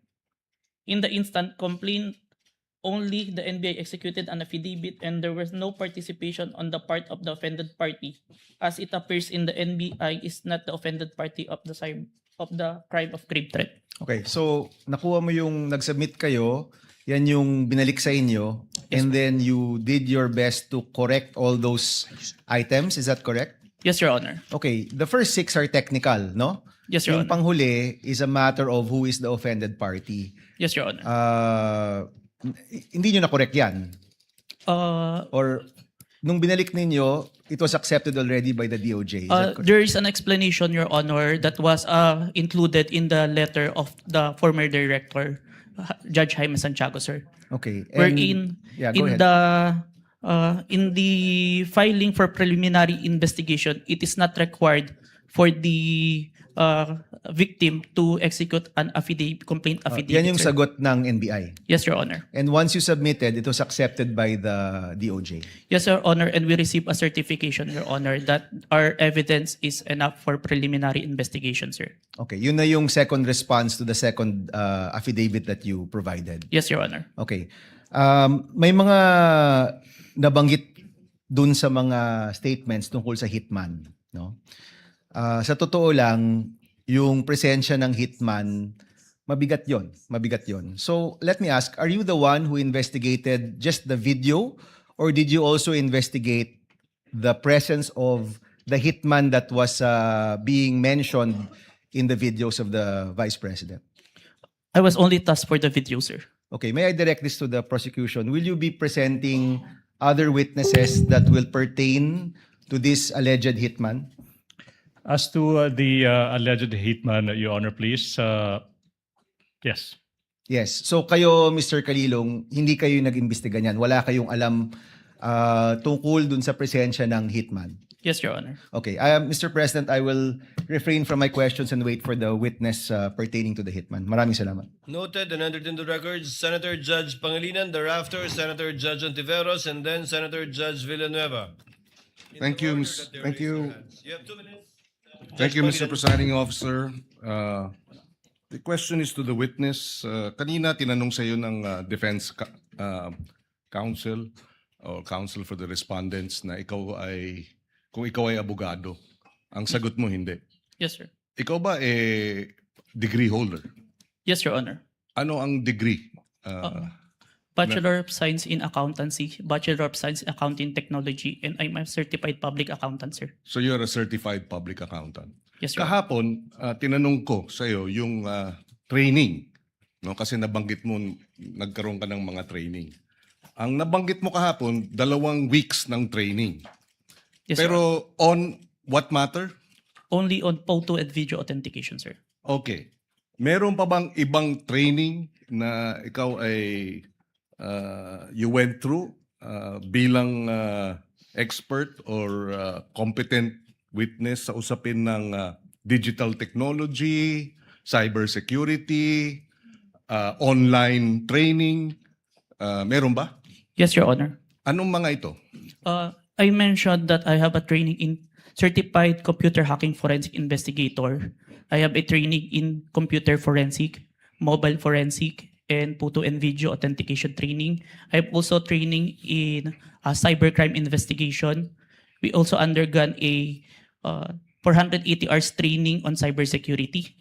And a training before we start the Bureau, we have undergone the NBI Academy, which teach us all the aspects in investigation, sir. Okay, and siguro last question. Ang training na ito, puro local ba o meron ding training sa ibang bansa? I have an international, sir, recently. Ano yan? It's a training in Strasbourg. Okay. The name of the training is...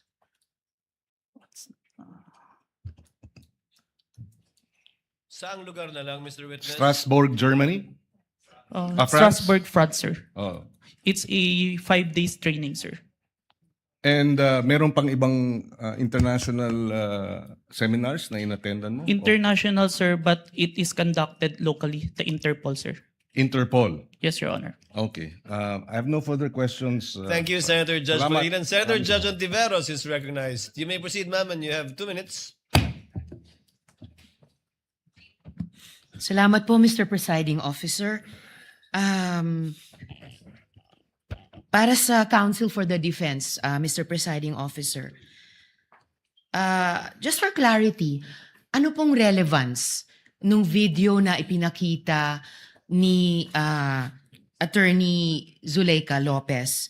Sinasabi po ba ng depensa na yung mga alleged threats o alleged incitements ni VP Duterte ay prompted nung detention ni Attorney Lopez? Yes, Your Honor. There was a systematic oppression made by the House of Representatives dating back from their even before their mini trial, Your Honor. the committee headed by Representative Joel Chua began investigating the vice president and her people, even when Attorney Zuleika Lopez was being interviewed by the House Committee of Quadcom Committee, Your Honor. Even if she was answering the questions faithfully and to the best of her ability, she was cited in contempt, detained. Her lawyer was not allowed. Her lawyer was not allowed to be with her when they were trying to detain her in the women's correctional facility, Your Honor. So, Mr. Presiding Officer, Counsel for the Defense, position po ba ng depensa na pwedeng palampasin ang alleged grave threats kung may masasabing lehitimong dahilan para magbanta? Your Honor, that is not the point. No. Mr. Presiding Officer, I am making a point through my question and I am asking the good counsel for the defense dahil sinabi nila there was a systematic oppression that yes, yan po ang nag-prompt nung alleged grave threats and alleged incitements ng Vice President na prompt po ng detention ni Attorney Lopez na kanyang inilarawan sa ipinakitang video kanina. Kaya itinatanong ko kung yan ba ang posisyon ng depensa na pwedeng okay lang or pwedeng tanggapin ang grave threats kung may masasabing lehitimong dahilan para magbanta. Yes, Your Honor. Before counsel Yes, for Mr. Presiding responded answers, although he already answered in the affirmative. No, Your Honor. I was just referring to before. Would like to remind the senator judges to be cautious in making counsels for either party make conclusions of law and fact instead of presenting evidence through a witness they will present or through direct, cross, redirect, or recross. Because if he answers Senator Judge Ontiveros, that would effectively place on record a conclusion of fact and law, not drawn from a witness, which they can very well do so during their closing remarks. And when I allow him to speak by way of repartee to the peroration yesterday and discussion yesterday by counsel for the prosecution. But other than that, as agreed with some of the senator judges, we would try to limit the answers of the counsels for the parties. With your indulgence, Senator Judge Ontiveros, please. I submit, Mr. Presiding Thank you, ma'am. Officer, may I just in closing make of record that I also appreciated and also submitted to the ruling of the presiding officer yesterday because I appreciated that it partook of the history of impeachment proceedings in this court. Pinag-aralan ko rin po ng maigi ang mga nakaraang mga impeachment trials at di hamak na pati noon naging liberal ang pagpapahintulot nila sa mga katanungan ng mga senator judges para lang mas maliwanagan ang iba't ibang punto. So I again thank the good presiding officer and again reiterate my submission to his ruling and thank the good counsel for the defense for his response. We thank Senator Ontiveros for indulgence and understanding. Senator Villanueva. And thereafter, Senate President Gatchalian. You may proceed, sir. You have 2 minutes. Thank you, Mr. President, Mr. Presiding Officer. May I just point out something to the witness? Mr. President, Your Honors, the witness mentioned yesterday that reported statements of the Vice President were referred to the Presidential Security Command and evaluated in coordination with the National Security Council. Just to assist the court in evaluating the relevance and weight of the government security response in determining whether the respondent's conduct constitutes an impeachable offense. May we know from the witness could the witness explain yung threats po ba, how threats against the president are ordinarily assessed by the government. Kasi dito yung lumalabas yung pag-weigh natin whether or not meron bang bigat yung threat o ito'y ordinaryong threat na nangyayari sa pang-araw-araw nating buhay. Specifically, Mr. Witness, what factors are taken into account in evaluating a reported threat and in determining appropriate measures? I can't answer on the part of the NSC or TNO because I'm not part of the institution. In your ano po, in your capacity as an In my agent? capacity, Yes. one of the consideration if it's a active threat, if it's the one giving the threat is capable of doing so. Meaning, If someone high-ranking officials, and if you say an high-ranking and have official, a capability or power over to implement those such threat, it is considered, sir. example, a mayor, perhaps? Would you say a high-ranking official? A congressman? Not- Or yung basihan po ng kanyang threat. Kunyari, ang threat ko, dadalhin kita doon sa buwan. Wala naman akong space shuttle. So, wala din pong bearing yon. Is that the correct assumption? Not only, sir, but also how it was delivered, sir. Like what was mentioned in that I mentioned previously, it was mentioned that no joke, no joke. It's a serious. So that is the One of the considerations, that's sir. the consideration. Thank you very much. And lastly, Mr. Witness, you made mention na submit mo sa DOJ noong January 30. Is it the same affidavit that you submitted to the HOR? The one that submitted to the HOR is the affidavit dated February, sir. So that's the latest. Yes, sir. The one that complied with the requirements of the DOJ, sir. Thank you very much for that clarification. Thank you, Mr. President. Thank you, Senator Villanueva. Before I recognize Senate President Gatchalian and thereafter Senator Erwin Tulfo, may I remind Attorney Narvasa that your 5 minutes, you'll be given your 5 minutes after the questions of the senator judges and before we recognize the counsel for the prosecutor for his redirect. Senate President Gatchalian is recognized. you, You may Honor. proceed, sir. You have 2 minutes. Thank you, Mr. May I be Presiding clarified? Officer. I believe that we would do it after recross. So You it's- want, I heard cross. Sorry, After Your we Honor. cross. Yes, Your Honor. Thank you, Your Honor. Better for us. Yes, Your Honor. Thank you, Mr. Presiding Officer. I just have a few questions, clarificatory questions. Narinig ko ho kanina ginong testigo na nasabi niyo may 40 media personalities doon sa press con. Tama po ba? Yes, Your Honor. Pero ang inyong inimbitahan, 6 lang. Yes, Your Honor. Bakit 6 lang? The 40, we see the number of participants, but the number of person who asked the Vice President during that time, it's limited. And we consider who we sure that is present during that time, Your Honor.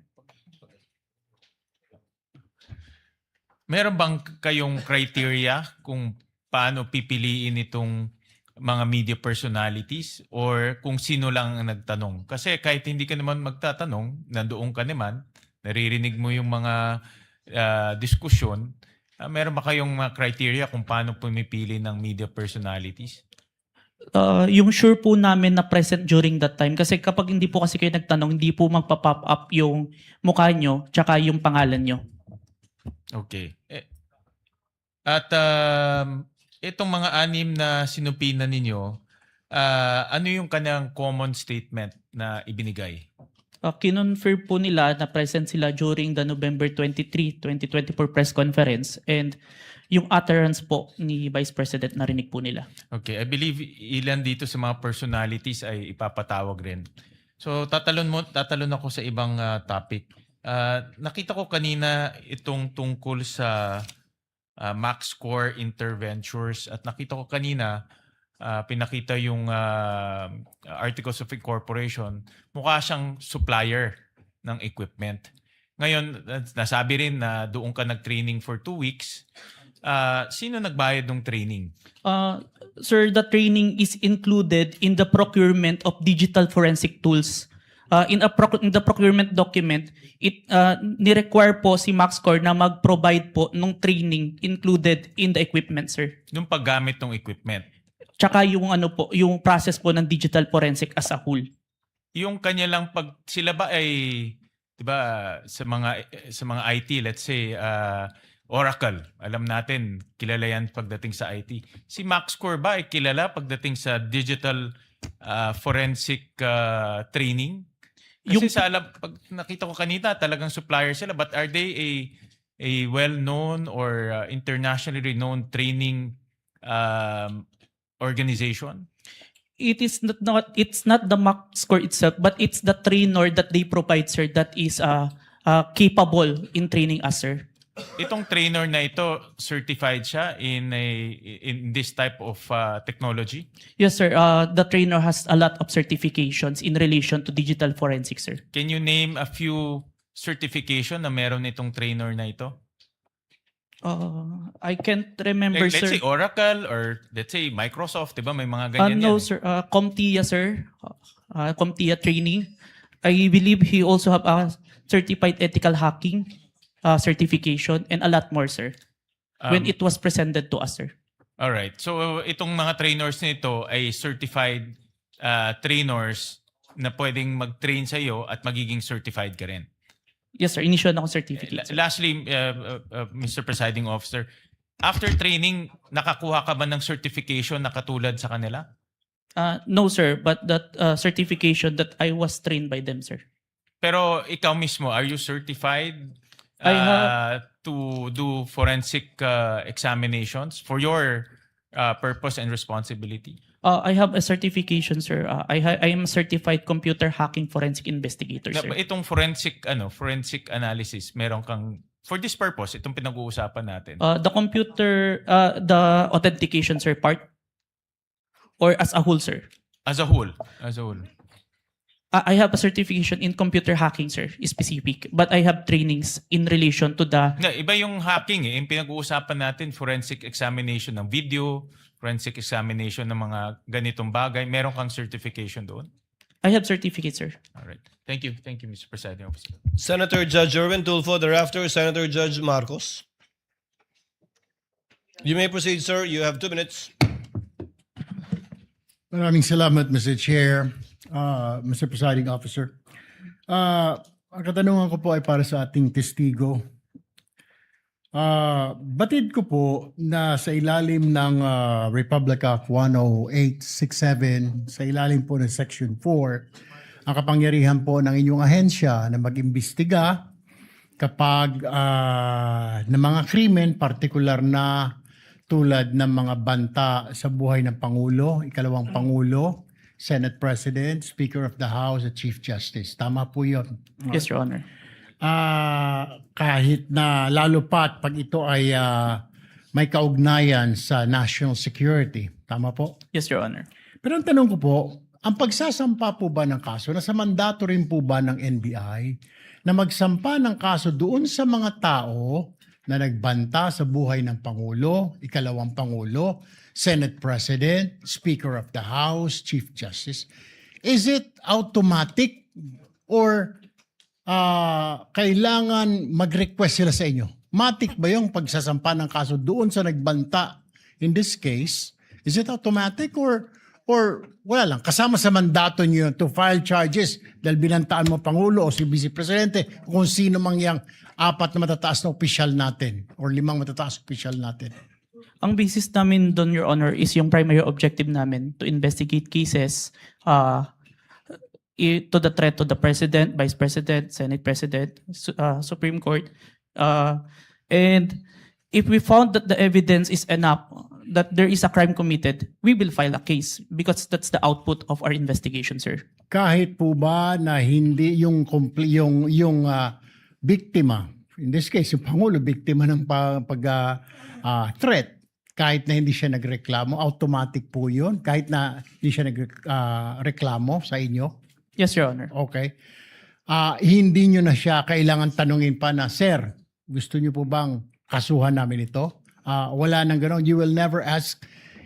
Sabihin natin, hindi lang Pangulo, Vice Presidente. Nangyari din sa Vice Presidente o sa Speaker of the House, sa Senate President o sa Chief Justice. Hindi nyo naman lang siya afford to ask him like, Sir, will you go to the process? Kasi magpa-file ka po ng mga affidavit. This is a long process, etc. Kahit na Pangulo ka po, may pipirmahan ka mga affidavit.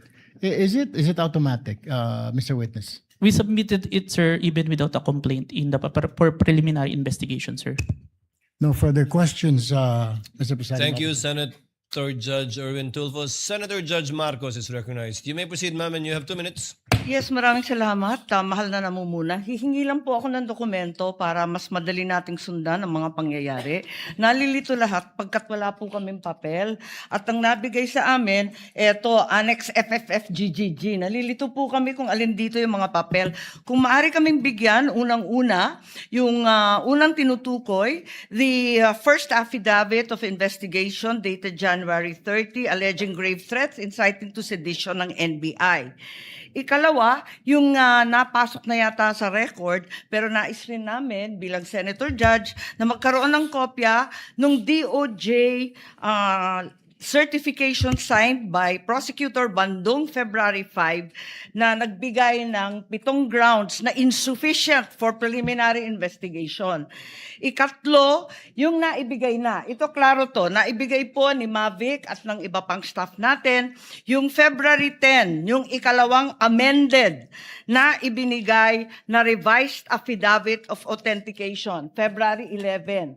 Ngunit sabi ni Testigo Kalilong na merong kasama ito na wala rito sa record natin at sana maibigay si Senator Judge, ito yung sulat kasama nung second revised affidavit of authentication. Ito naman yung sinasabing sulat ni Santiago K. Fadulyon ng DOJ na nagsasaad na hindi kailangan na may private complainant yung sina Presidente, ang First Lady at saka yung dating Speaker dahil base sa kaso ng Santos Concho versus DOJ na 2008, hindi daw kailangan yung private complainant. May we also have a copy of the same. Finally, may we urge that a copy also be given of February 14 certification of DOJ asserting that the revised affidavit of investigation was finally sufficient. Nais lang namin na makita yon at alamin yung investigation data, huling-huli, nung March 7, almost a month after the submission of the affidavit of authentication, kasi halos 1 buwan bago utusan na magkaroon ng investigation data form. Sana may kopya rin tayo noon. To respond to Senator Judge Marcos, what the court has copies of are the pre-marked documents that the parties pre-marked during pre-trial, but not documents that have not yet been pre-marked. Most of the documents you mentioned that was discussed by counsel for respondent has not yet been pre-marked. They only used it to confront via cross-examination the witness of the prosecution. But the ones we have, we will furnish you with a reminder, of course, Senator Judge Marcos, that these documents have not yet been formally offered by either party. And we still have to await formal offer before the court rules on the admissibility, if at all, of these documents. But we will endeavor to furnish the good Senator Judge with whatever the clerk has. Yes, Your Honor, if I may. if we could be provided with whatever the clerk has and adequately identified, not as GGGGG or FFFFF, at sana kung mabuo yung mga dokumentong sinasabi sa lalong madaling panahon. Maraming salamat. We will endeavor to comply as best we can, Senator Judge Marcos. Same issue. Senator Judge Alan Cayetano, Peram ng GG. what is your pleasure, sir? Mr. President and Mr. Presiding Officer, before I ask to be allowed to ask a question, can I just follow up yung kay Senator Marcos, including the ruling yesterday? Just in the interest of all Senator judges being able to follow closely, especially kami sa first row kasi medyo nagkaka-stiff neck na kami. Mahirap tignan yung TV, so baka dun sa Maglalagay harap. na po kami ng TV Yes. sa harap ng And lamesa I ng don't know, Council for Parties. I think all of us own a iPad or a tablet. I don't know what the solution is, but if the Secretariat or the Clerk of Court, the Office of the Clerk of Court can work with our staff,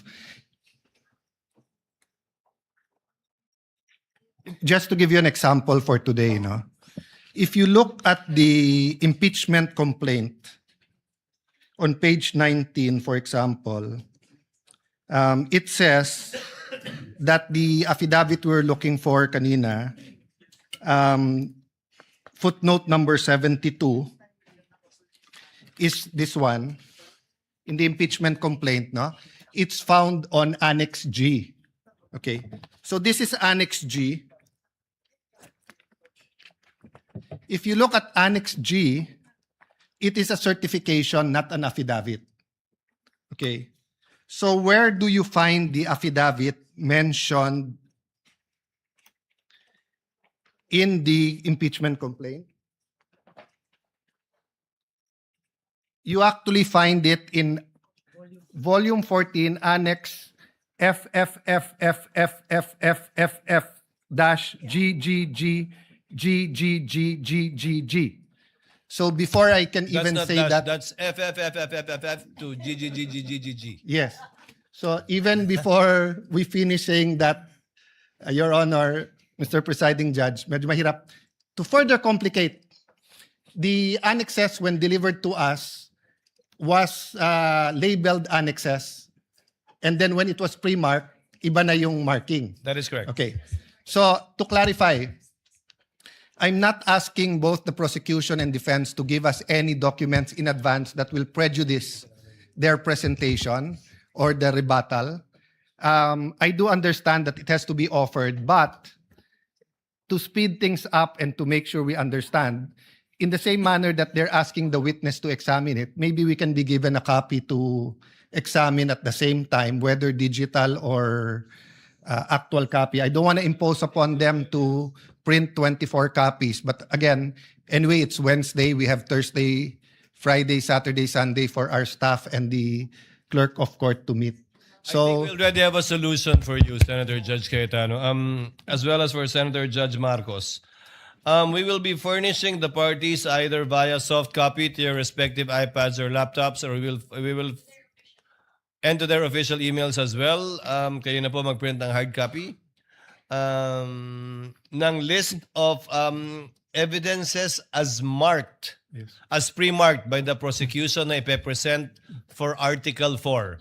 And we will do this by article. Okay. However, insofar as I said, the documents presented by the counsel for respondent, these have not yet been pre-marked.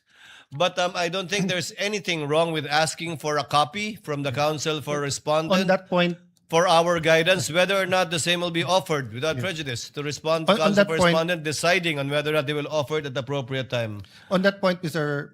Presiding Officer, even if it's pre-marked, if it will prejudice their presentation, I don't mind it be given in real time. And same, no? If it's being used on cross or recross on rebuttal and hindi to na pre-mark, as long as real time, para lang we can process it. If not, we have to review afterwards and it messes up our preparation for the hearing the next day. No? Is that possible for the parties once the roles are reversed? May I get a response from the counsel for respondent? Your Honor, first we'll clarify everything that was showed today was pre-marked by the respondent. That's not my understanding because the DOJ letter you pre-marked is different from the DOJ letter that we have pre-marked. But we'll verify. So everything was pre-marked? Yes, Your Honor. But you presented a document that was not pre-marked either by the prosecution or the defense. Walang marking eh. I presented all that. So if it was pre-marked, it's our lookout. Then then there's no problem furnishing the senator judges with a copy of the same. We have no problem with that, Your Honor. Senator Judge Alan Cayetano's concern has no basis if it was all pre-marked. Yes. Apparently, it was our oversight. Yes. Counsel for the prosecutors, would that be possible? Yes. To furnish it? I think what counsel for respondent did earlier helped us out a lot.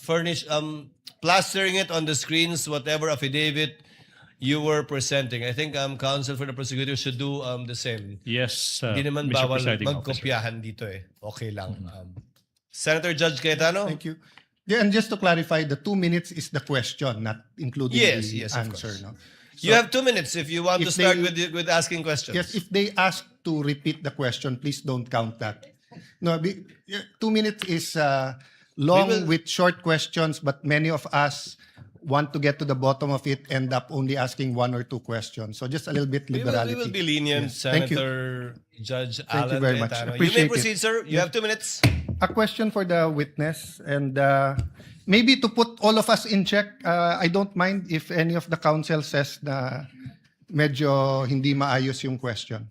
I mean, given what happened yesterday and today, and there are questions that could prejudice the case either way. As long as we call each other out respectfully, to the both counsels, you cannot correct a senator judge, but I don't mind if you think it prejudices. That's your duty to your client. Yes, sure. So this isn't the start of the 2 minutes yet.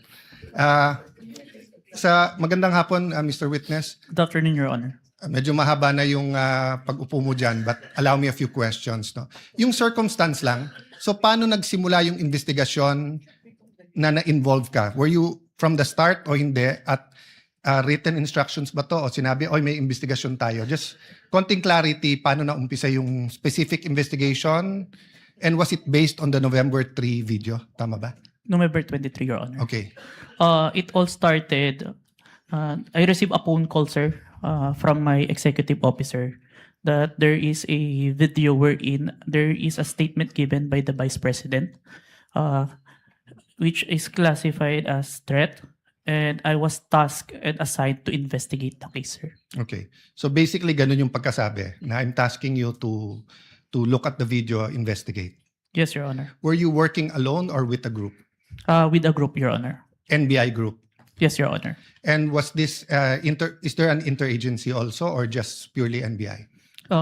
Don't have personal knowledge. Maybe our chief, sir, has the Okay. knowledge on that, sir. Yes. No, that's all I asked for naman, yung personal knowledge. Yes, Your Honor.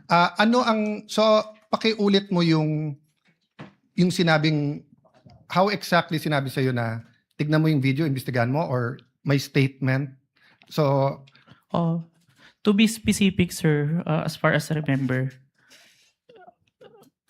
may statement si Vice President regarding the November 23 press conference na kung saan may pagbabanta na naganap, Okay. pakiimbestigahan. pakiimbestigahan. So ganun ka-general. Yes May po. pagbabantang naganap, pakiimbestigahan. Yes po. And you proceeded by watching the video. Yes, Your Honor. And when you watched the video, you got to the part na may pagbabanta. No, Your Honor. I first don't know which part of that. So you watched the whole video, of course. First, the clippings, Your Honor. Okay. Then, I look for the whole video, Your Honor. Then you watched the whole video. Yes, Your Honor. And thank you for your honesty. So after the clipping, tapos the whole video, what did you do next? You reported or you made your recommendations? I don't understand the process lang kasi. Upon identifying the whole video, I informed my executive officer that I identified the video, Your Honor.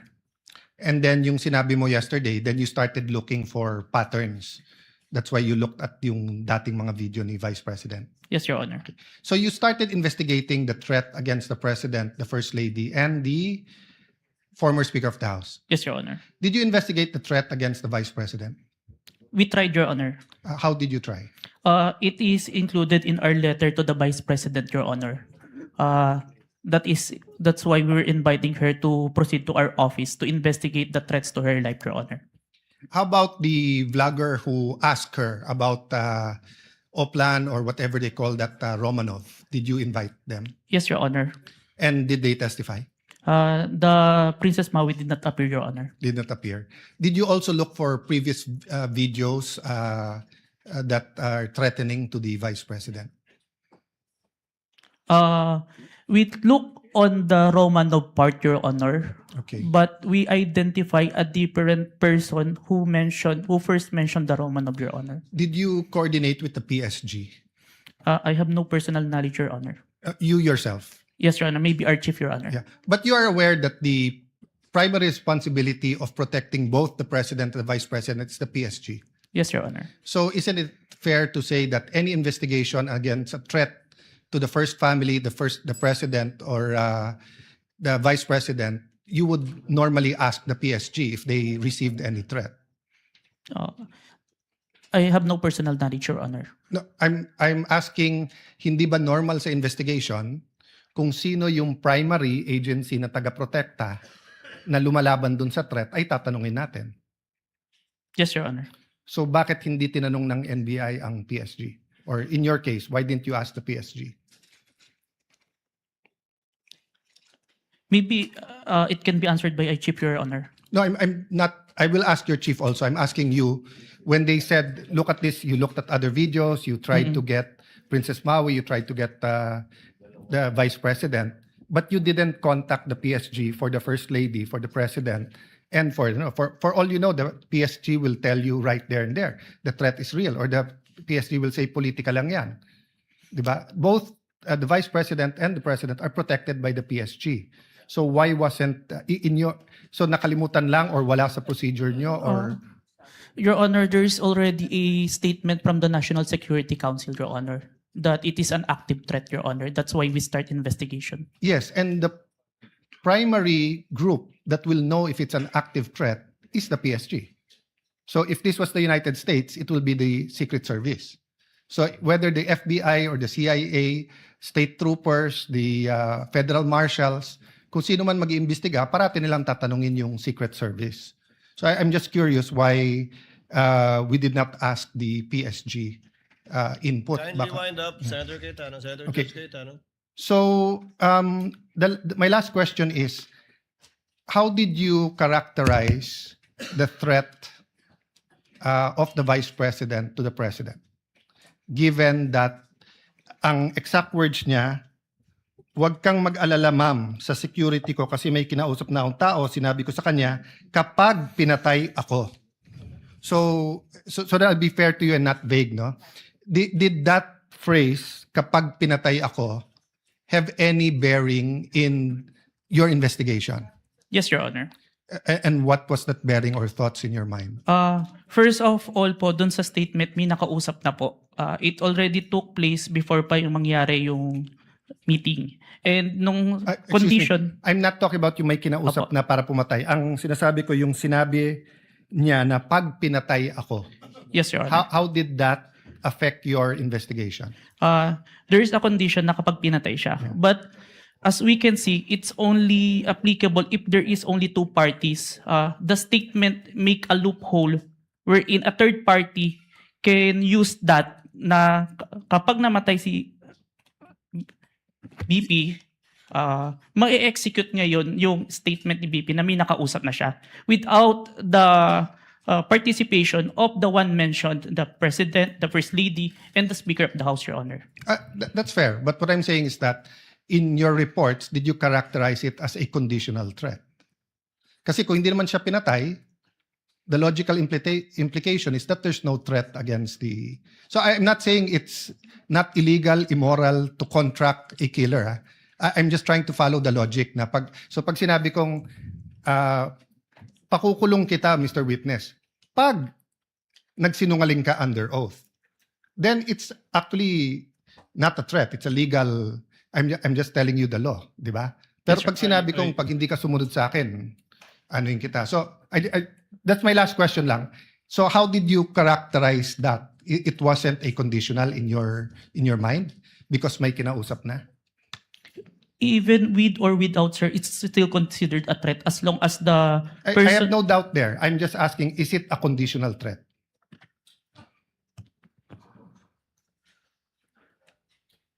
Based on our affidavit, sir, I believe it's conditional, which... Based in your affidavit. But your initial assessment, yung personal mo as an investigator, this is an investigation of the whole NBI, but yung personal mo. The threat is absolute, sir. Okay. Thank you, Mr. President. Thank you. Thank you, Senator Judge Cayetano. Yeah. We now proceed. Senator Judge Padilla is recognized. Maraming salamat po. Thereafter, Senator Judge Zubiri. Maraming salamat Senator Judge po. Padilla, you have 2 minutes. Opo. Nais ko lamang po magtanong sa ating saksi. Ginoong saksi, kanina po kasi habang nagkakaroon ng pagdinig, ako po'y laging iistorbo dahil tuwing may itatanong, mag-u-object, medyo magulo po eh. Pwede po bang sagutin po ninyo ako dahil Noong pong February 5, ang sabi po dito ay insufficient po yung na hindi dapat makarating na sa preliminary investigation. Tama po ba? February 5 po yon? May certification, sir. Yes po. Opo. Tapos nung February 14, naging sufficient na for conduct of preliminary investigation.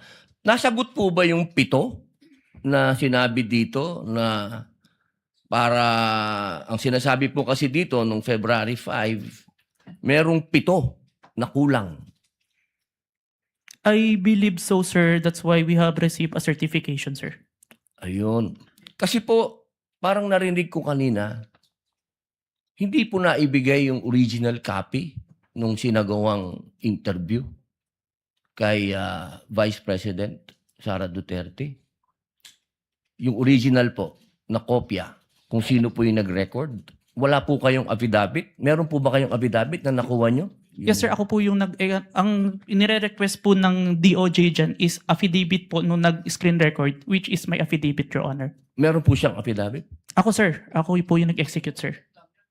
Hindi po yung mismong tao? Yes po. Ang hinihingi po kasi ni DOJ is kung sino yung nag-screen record through OBS, sir. Hindi po yung mismong tao? Yes, Your Honor. Kayo lang po yung nag-affidavit? Yes, Your Honor. Pero meron po kayong pagkakataon ba na nakausap niyo yung tao at nagbigay siya ng affidavit? May I clarify, Your Honor, if sinong tao yung tinutukoy? Yung nag-record po? Ako po yung nag-record through OBS, sir. Hindi po. Yung mismong nag-record po kay Inday sa Vice President. Nakausap niyo po ba? Yung raw file po. Kasi napakahalaga po nun. Kasi doon po natin malalaman kung original ba o hindi. The video itself, sir, is publicly available. That's why I performed the recording, sir. Opo. Pakisagot na lang po, mahal na saksi, kung nakuha niyo po ba yung original. Yung original, hindi po yung galing sa internet.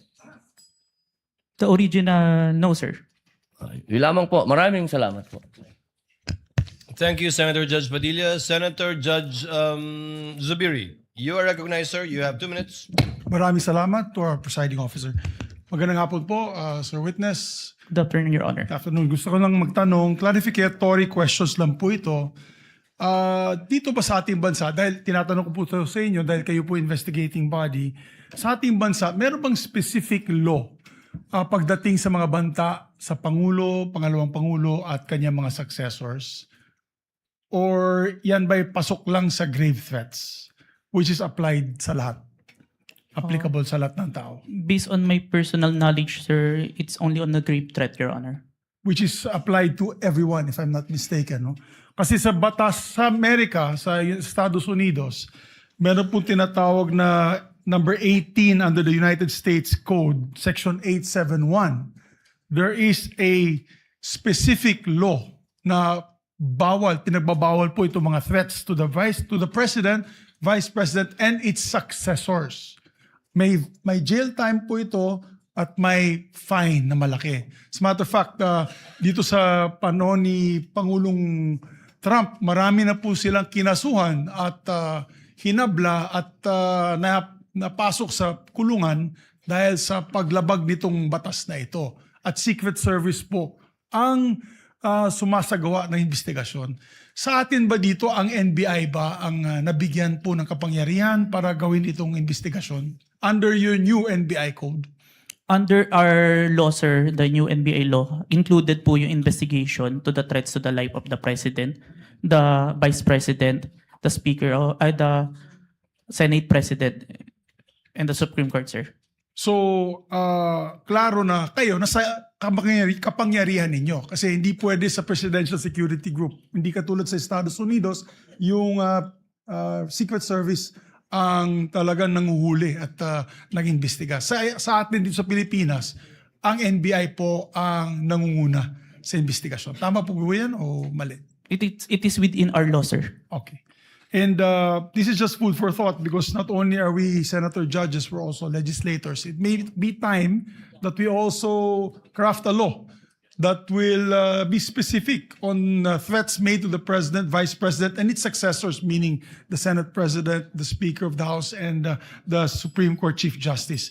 Sa Amerika kasi, sa batas po nila, and I'll just wrap up, the defendant, to secure conviction, the defendant communicated a threat, the defendant understood and intended the statement as a true threat, hindi po niya sinabi joke only in the end. And pangatlo, the defendant knowingly and willfully makes the threat. So just food for thought as legislators as well. So maraming salamat po, Mr. President. Thank you, Senator Judge Zubiri. We now proceed to where we left off. I believe that was the redirect of the counsel for the prosecutor. Just out of curiosity, without any pressure, because I promised I would declare a break somewhere in between, depending on how long your direct and recross would be. I can call the break after the recross and the statement of the counsel for respondent, so that we break on a good point before we call on the last witness for today. Yes, counsel for the prosecutors. As to the question, if the prosecution will do the direct examination. The redirect. Kung mahaba-haba Sorry, pa the yung redirect examination after the cross-examination of the defense. The prosecution decides not to conduct a redirect, Your Honor, please. Thank you, counsel for the prosecutor. Counsel for the respondent, do you want to begin to utilize your time now? Your Honor, I will turn over the mic to my co-counsel. He will also be the cross-examiner for the next witness. But Your Honor, please, sorry. May I make a manifestation, Your Honor, please, before we proceed, Your Honor, please? A manifestation as to the In statement. connection with what, counsel for the prosecutors? As to the manifestation earlier, that all the documents that were confronted, that were Yes. presented to the witness, I believe that the defense said that all those exhibits were pre-marked. But based on our records, Your Honor, please, and then I hope the defense will clarify this for the record. We perused the documents and we don't see that the articles of partnership and the screenshots of the websites that were presented earlier, based on our tally, based on our records, these were not pre-marked, contrary to what the defense manifested. So we would like to seek clarification from the defense. That is correct, Your Honor. Those three documents were not Noted pre-marked. and entered into the records. Thank you so much. Given that there is no redirect and recross, counsel, can you state for the record your name? Good afternoon, Your Honors. I am Mark Sivin Luan for the Vice President. Sir, you're aware of the situation. Time was given to the counsel for the prosecutors to make a discussion about whether or not Article 4, the acts alleged in Article 4 constitute an impeachable offense. You have the same time of 4 minutes and 26 minutes, which were around. Before I allow you to continue, kawawa naman si Mr. Calilong. Mr. Witness, Mr. Calilong, Senator Judge Lacson, before we excuse.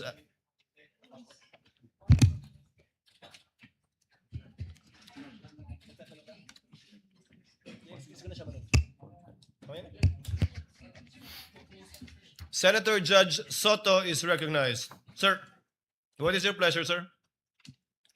Mr. President, Mr. Presiding Officer, are we going to dispense with the witness already? Unless you have questions. I believe Senator Lacson has questions to the witness. So not yet. Well, it's a simple question. The gentleman You're may proceed. familiar. Thank you very much. You're familiar with the internet, of course. Yes, Your Honor. Have you noticed that lately all the AI-generated videos have a caption saying AI-generated? Yes, Your Honor. Kaya pag walang nakalagay na AI-generated, siguradong hindi AI-generated? Not Yes, Your exactly. Honor. Today, Your Honor. Yes, lately, no? Lately, Your Honor. Lahat nakalagay. Pag AI-generated, nakalagay AI-generated, and Meta does not allow it. Right? They allowed it, but there is a AI info part. Correct. on Let's the say post. there is a manifestation. Yes, that Your it's Honor. It is AI-generated. explicitly mentioned that AI. So you're aware of that. Yes, Your Honor. Thank you. That's it. Senator Judge Lacson, you have You likewise have 2 minutes, sir. You may proceed. Thank you, Mr. Presiding Officer, Mr. Senate President. I have questions para sa ating testigo. Since you are presented here as an expert witness, alam nyo, nagkusort din ako sa digital forensics expert para lang makonvince sarili ko. No, my first question is, in this day and age of artificial intelligence, no, will you agree with me na it is almost impossible to distinguish an AI-generated video from the original? Almost impossible. Yes, Your Honor, it is hard, Your Honor. Yeah, very hard, di ba? Very difficult. So kasi ito, impeachment trial, ano? Kasi sa court, ginagamit talaga yung expert testimony ng digital or computer forensics expert. Now, you may or may not answer this question kung classified, ano? Gusto ko lang malaman, ano ba yung digital forensic tools na ginagamit din sa NBI? Currently, I'm not familiar. But during the time na nandun po ako sa Digital Forensic Laboratory Division, meron kaming NCase Forensic, Celebrite, and Amped Authenticate, sir. Amped Authenticate, sir. Ang balita ko, yung AMP5 or AMP Authenticate, di ba? Amped Authenticate, sir. Ito yung ginagamit ninyo. Ito, capable ito na magsagawa ng reverse image, a photo or video, di ba? Yes, Your Honor. Okay. Ito ba yung ginamit mo? For this part, Your Honor, the OBS only, Your Honor. Bakit hindi nyo ginamit ito? The duration is too large, Your Honor, the 2 hours. And the Amped Authenticate can only detect if there is a inconsistent FPS, Your Honor. Yeah, kaya ako tinanong yon dahil una-una maraming para mag-adhere na magamit sa korte, no? Likewise sa impeachment court. May mga requirements, di ba? Sinabi mo kasi meron kayong open source, di ba? Yes, Pero Your Honor. ang pinaka-importante yung chain of custody, of course, yung provenance. Yes, Your Honor. Yung original na pinanggalingan. Yes, Your Honor. Ang sabi mo, pinanggalingan lang Facebook. The Facebook was captured, Your Honor. So, hindi yun ang original, di ba? The screen recording is the original itself as to my authentication, sir. Yeah, and you can attest sa authenticity ng video. Yes, Your Honor. In spite of not being or not having originated from the original. Yes, Your Honor. I compared the recorded with the original and ensured that the contents are identical, Your Honor. Kasi nabanggit mo rin, ginamit mo yung manual comparison simultaneously ng dalawang videos. Yes, Your Honor. Pero again, I will insist na talagang hindi reliable yung manual. Ito yung sinabi sa akin ng digital forensics expert na nakausap ko. No? Ang pinaka mas importante, makuha mo yung original copy, yun nga, yung provenance, di ba? Para talagang, tapos masundan mo yung sa analysis, gagamitan mo ng tools para malaman mo na talagang authentic yung video. Of course, I'm not here to question the authenticity. I just want to be assured. Dahil, sabi ko nga kanina, pagka sa artificial intelligence, napakahirap talaga. Almost impossible to distinguish it from the original video or yung source. Yes, Your Honor. And you are competent enough to ginagamit yung forensic tools or forensics tools at yung inyong yung competence mo through your training, no? And experience, Your Honor. And experience. Kasi sabi mo nga, you've been with the NBI since 2021, di ba? Yes, Your Honor. And since then, you have appeared in some 20. At least 30, Your Honor. 30. Yes, Your Honor. 30 court hearings. Yes, Your Honor. So, thank you, Your Honor. Thank you, Mr. Presiding Officer. Thank you, Your Honor. Thank you, Senator Judge Lacson. Senator Judge Cayetano, what is your pleasure? Just a clarification addressed to the presiding officer. You may proceed, sir. Apologies, I don't remember if it was one of the counsels or one of the senator judges who asked the witness a while ago whether he was an expert witness, and he said he was a competent witness. That is correct. And there's a The difference presiding between an officer expert confirms that. witness. So he's not an expert witness. He's an competent witness. That is correct, Yes. Your Honor. So that will have bearing because whether or not an AI video can be produced without an AI has to be testified by an expert witness. If I may, Wait, yeah, go ahead. If I That may- doesn't mean, I don't think you'll disagree with my second statement. That doesn't mean that this witness is not competent to testify on that. Second point, I just like to clarify for the record, my understanding of watching the video is that it was on StreamYard, then a link was shared sa Facebook. Yes, Your Honor. So if that's the case, Mr. Presiding Officer, the original video is with StreamYard, not with Facebook, or are both original? It's Zoom, Your Honor. Zoom? Yes, Your Honor. I was informed StreamYard, but just for the record, so that later on when we review everything, someone testified to it. Duly noted. Yeah, thank you. Duly noted and entered into records. Mr. Vinluan, you have your 4 minutes and 26 seconds, but we cannot use the seconds in our timer, so just look at the clock, sir, please. Your Honor, please. Before we... Yes, Mr. Kalilong, you are excused, sir. Thank you, Your Honor. And thank you for your time and cooperation with this impeachment court. Thank you so much, NBI Senior Agent John Mark Kalilong. Thank you so much. Hold on, Mr. Kalilong. Yes, Senator Judge Padilla. What is your pleasure, sir? Ginoong tagapamahala ng hukumang ito, nais ko lamang po sana hingin ang mga credentials ng ating saksi kung paano po lahat ng kanyang certification, lahat, upang mapatunayan po natin lahat na... It's ready. To it earlier, but kindly respond to the question of Senator Judge Padilla, Mr. Witness. I have here, sir, my certifications during the time of my investigation, Your Honor. Can you, mahaba ba? I can read, Your Honor. Mahaba ba? Hindi. Ibigay na lang po siguro sa atin. Kindly just submit it to us. Yes, please. Opo, Yes, submit Your na lang po. Thank you, Your Honor. If that is okay with Senator Judge Padilla. Thank you, sir. Mr. Kalilong, you are excused, sir, and thank you for your time and cooperation with the impeachment court. Thank you, Your Honor. The presiding officer will just wait for the witness to leave the premises before recognizing Attorney Binlon. Okay, Attorney Binlon, you have 4 minutes and 26 seconds. You may proceed, sir. Thereafter, we will call for a 15-minute break.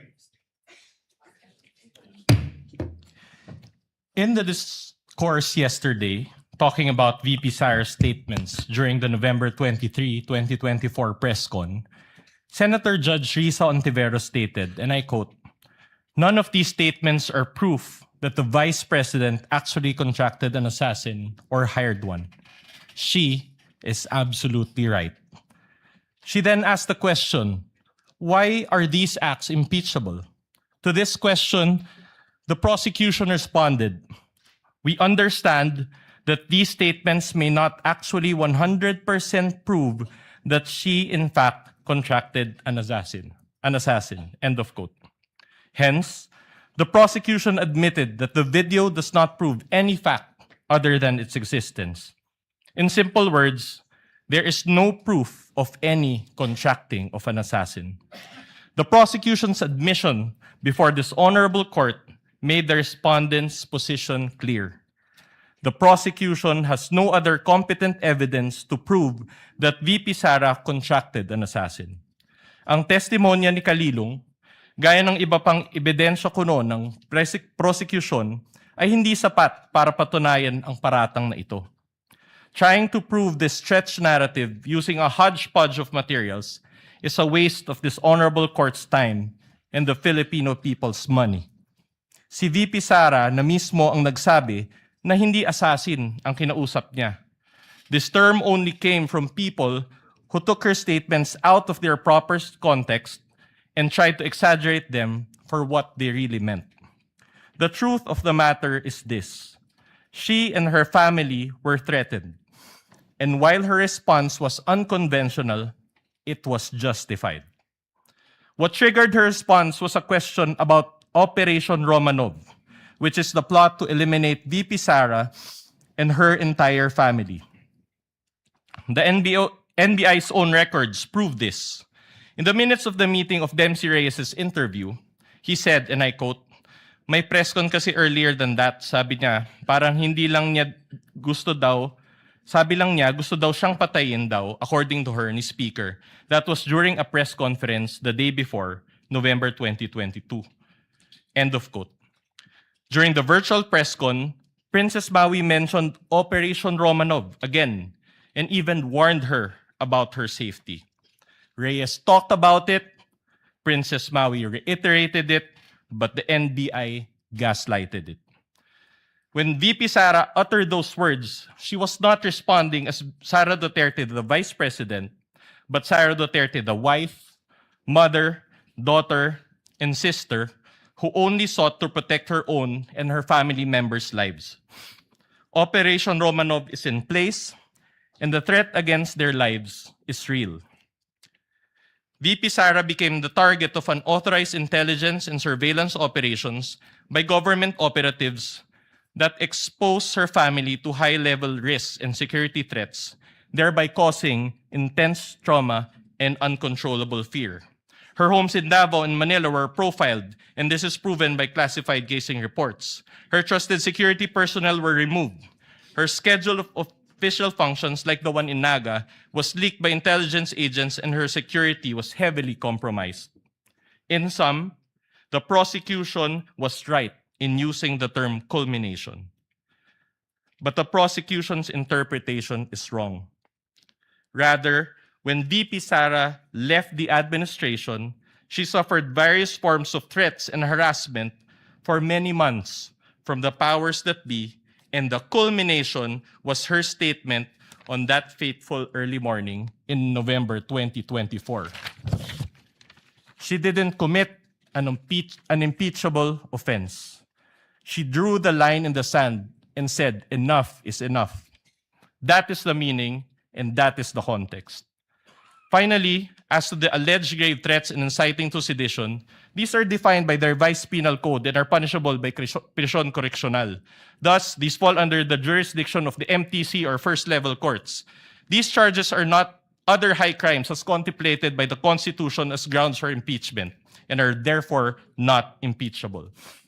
After all, VP Sara was fighting two important battles that day. One against the threat to her family's life, and another against the life of the ordinary Filipino, constantly suffocated by the immense weight of corruption, which she talked about during the press con. She never incited sedition. She merely echoed the voice of ordinary Filipinos.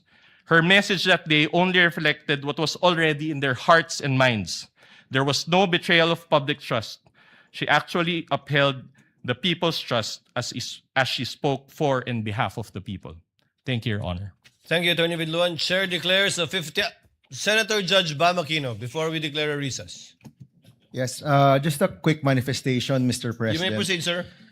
Tapos na po tayo sa unang witness. It's taken us maybe a total of 9 hours for the first witness. Ito ho, isang pakiusap sa parehong grupo. Alam ko po may kanya-kanya tayong estilo, may kanya-kanya tayong strategy. But if possible, can we allow the testimonies to be heard? Can we have proceedings that will go straight to the point? Kasi po nanonood ang taong bayan, pati po kaming mga senator judge. Gusto rin ho naming makita itong mga proceedings, yung mga ebidensya na mas madali ring maintindihan. So ito naman po, di ho namin pwede itong idikta sa inyo. But if possible, the succeeding witnesses, and we have a long list, this goes for both parties by the way, let's have proceedings where we can go straight to the point, malaman natin yung puntos ng bawat grupo para makapagdesisyon rin po tayo ng maayos. Ito po this is a plea, no? This is not an order to both parties, but if we can, this is the People's Tribunal, we're watching, everybody's watching, sana po, payagan natin na lumabas yung mga katotohanan, lumabas yung mga ebidensya upang maging mas madali at mas kaaya-aya po yung ating proceedings. Yun lang po, Mr. President. Thank you so much. Noted and entered into the records. Chair would like to give Senator Bam, bibigyan ko ng konting pag-asa sa Senator Bam. Usually, ang mga paglilitis tulad nito, parang diesel yan. Sa simula, siyempre dahil una pa lamang, nagkakasanayan, nagkakaestimahan, pero bibilis at bibilis ito sa pagdaloy din ng ilang araw lang ng trial natin. And you will be able to see that the next couple of days. Chair declares a 15-minute recess. We Your Honor, all come please. back. Your Honor, Yes, please. counsel for the prosecutor. Before the declaration of recess, I suppose that the reason is for the presentation of the next witness for Yes. the prosecution. We manifest, Your Honor, that John Mark Calilong will be our witness for this afternoon. We'll be presenting the next witness during the next hearing on Monday, Your Honor, please. You won't present Attorney Lotok anymore? Yes, today? Your Honor. On Monday, Your Honor, please. We will utilize the 11 days allotted to Article 4 for the prosecution, Your Honor, please. So, no Attorney Lotok today? Today, we'll do that on Monday, Your Honor, please. So, Your Honor. Chair would like to, I guess there's no need to declare a recess. Yes, Your Senator Honor, Judge please. Lacson, Your thank you for Honor. that manifestation. Yes, counsel for the respondent. Your What Honor, do you want maybe to say? just clarified if Attorney Lotok is the witness on Monday because they had already Yes. disclosed the witness. I was about to ask that question. Yes, Your Honor. Attorney Thank you, Jeremy Your Lotok will be presented On by the Monday? prosecution on Monday, Your Honor, please. Likewise, can you name us, you manifested that you will also be presenting next week or requesting a subpoena to,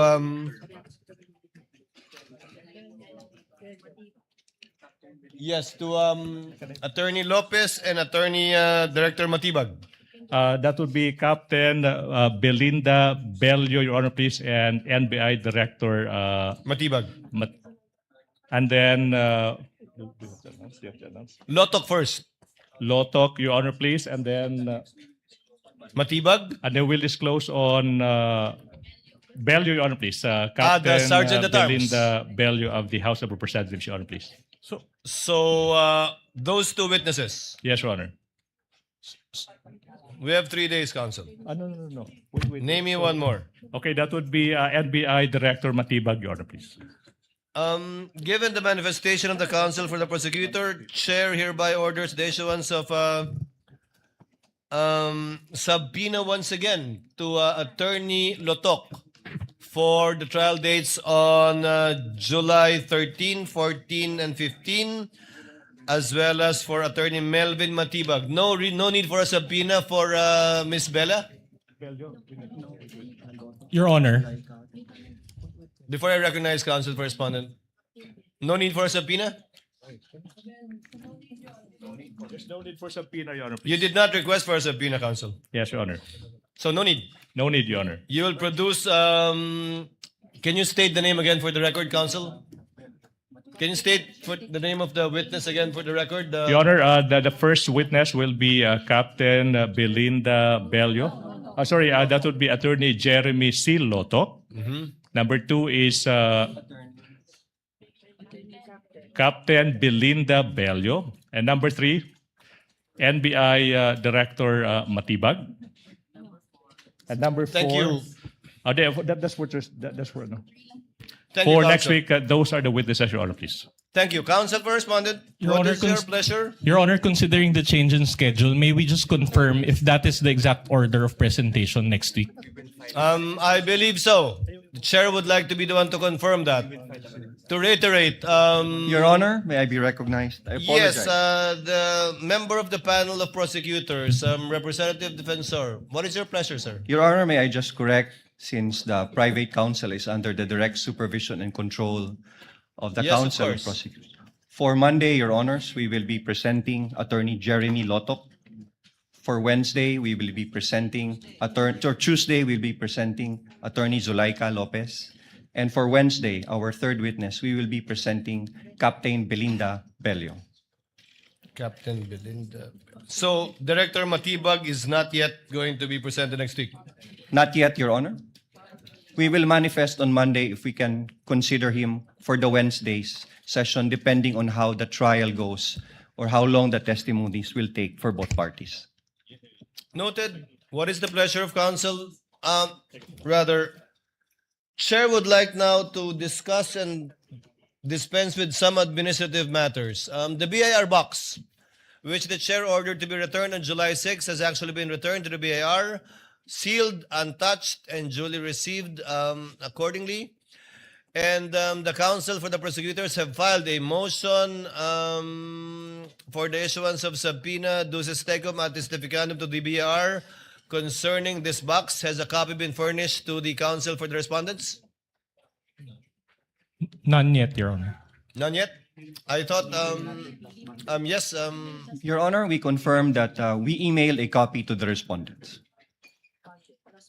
Last kindly Monday, Your check Honor. so that we can dispense with the need of reading the subpoena.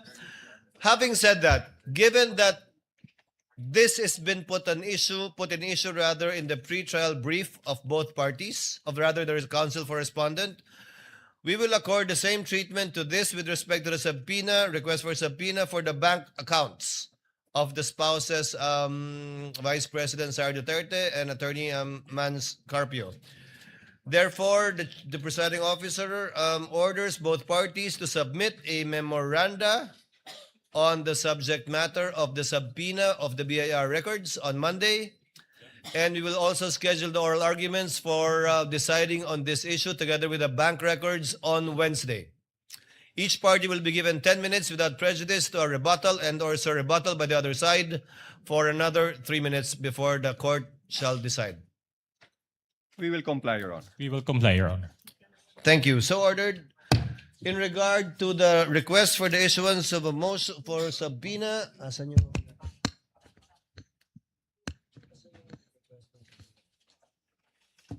May I ask if counsel for the respondents were likewise furnished with a copy of the most request for subpoena, although this is ex parte because this is only with respect to witnesses.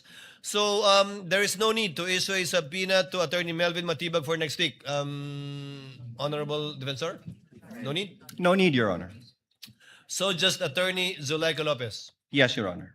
Chair orders that subpoena be issued to Attorney Zulaika Lopez to appear on July 13, 14, as indicated by the counsel for the prosecutors, given that on the 15th, we might be arguing on the bank deposits and the BIR documents. We submit, Your Honor. So ordered.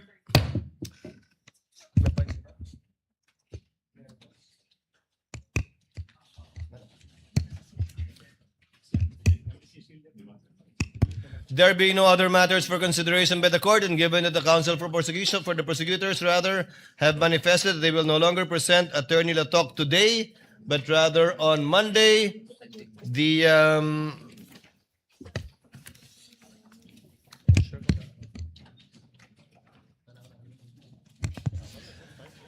trial is hereby adjourned until 2 p.m. of Monday, July 13, 2026.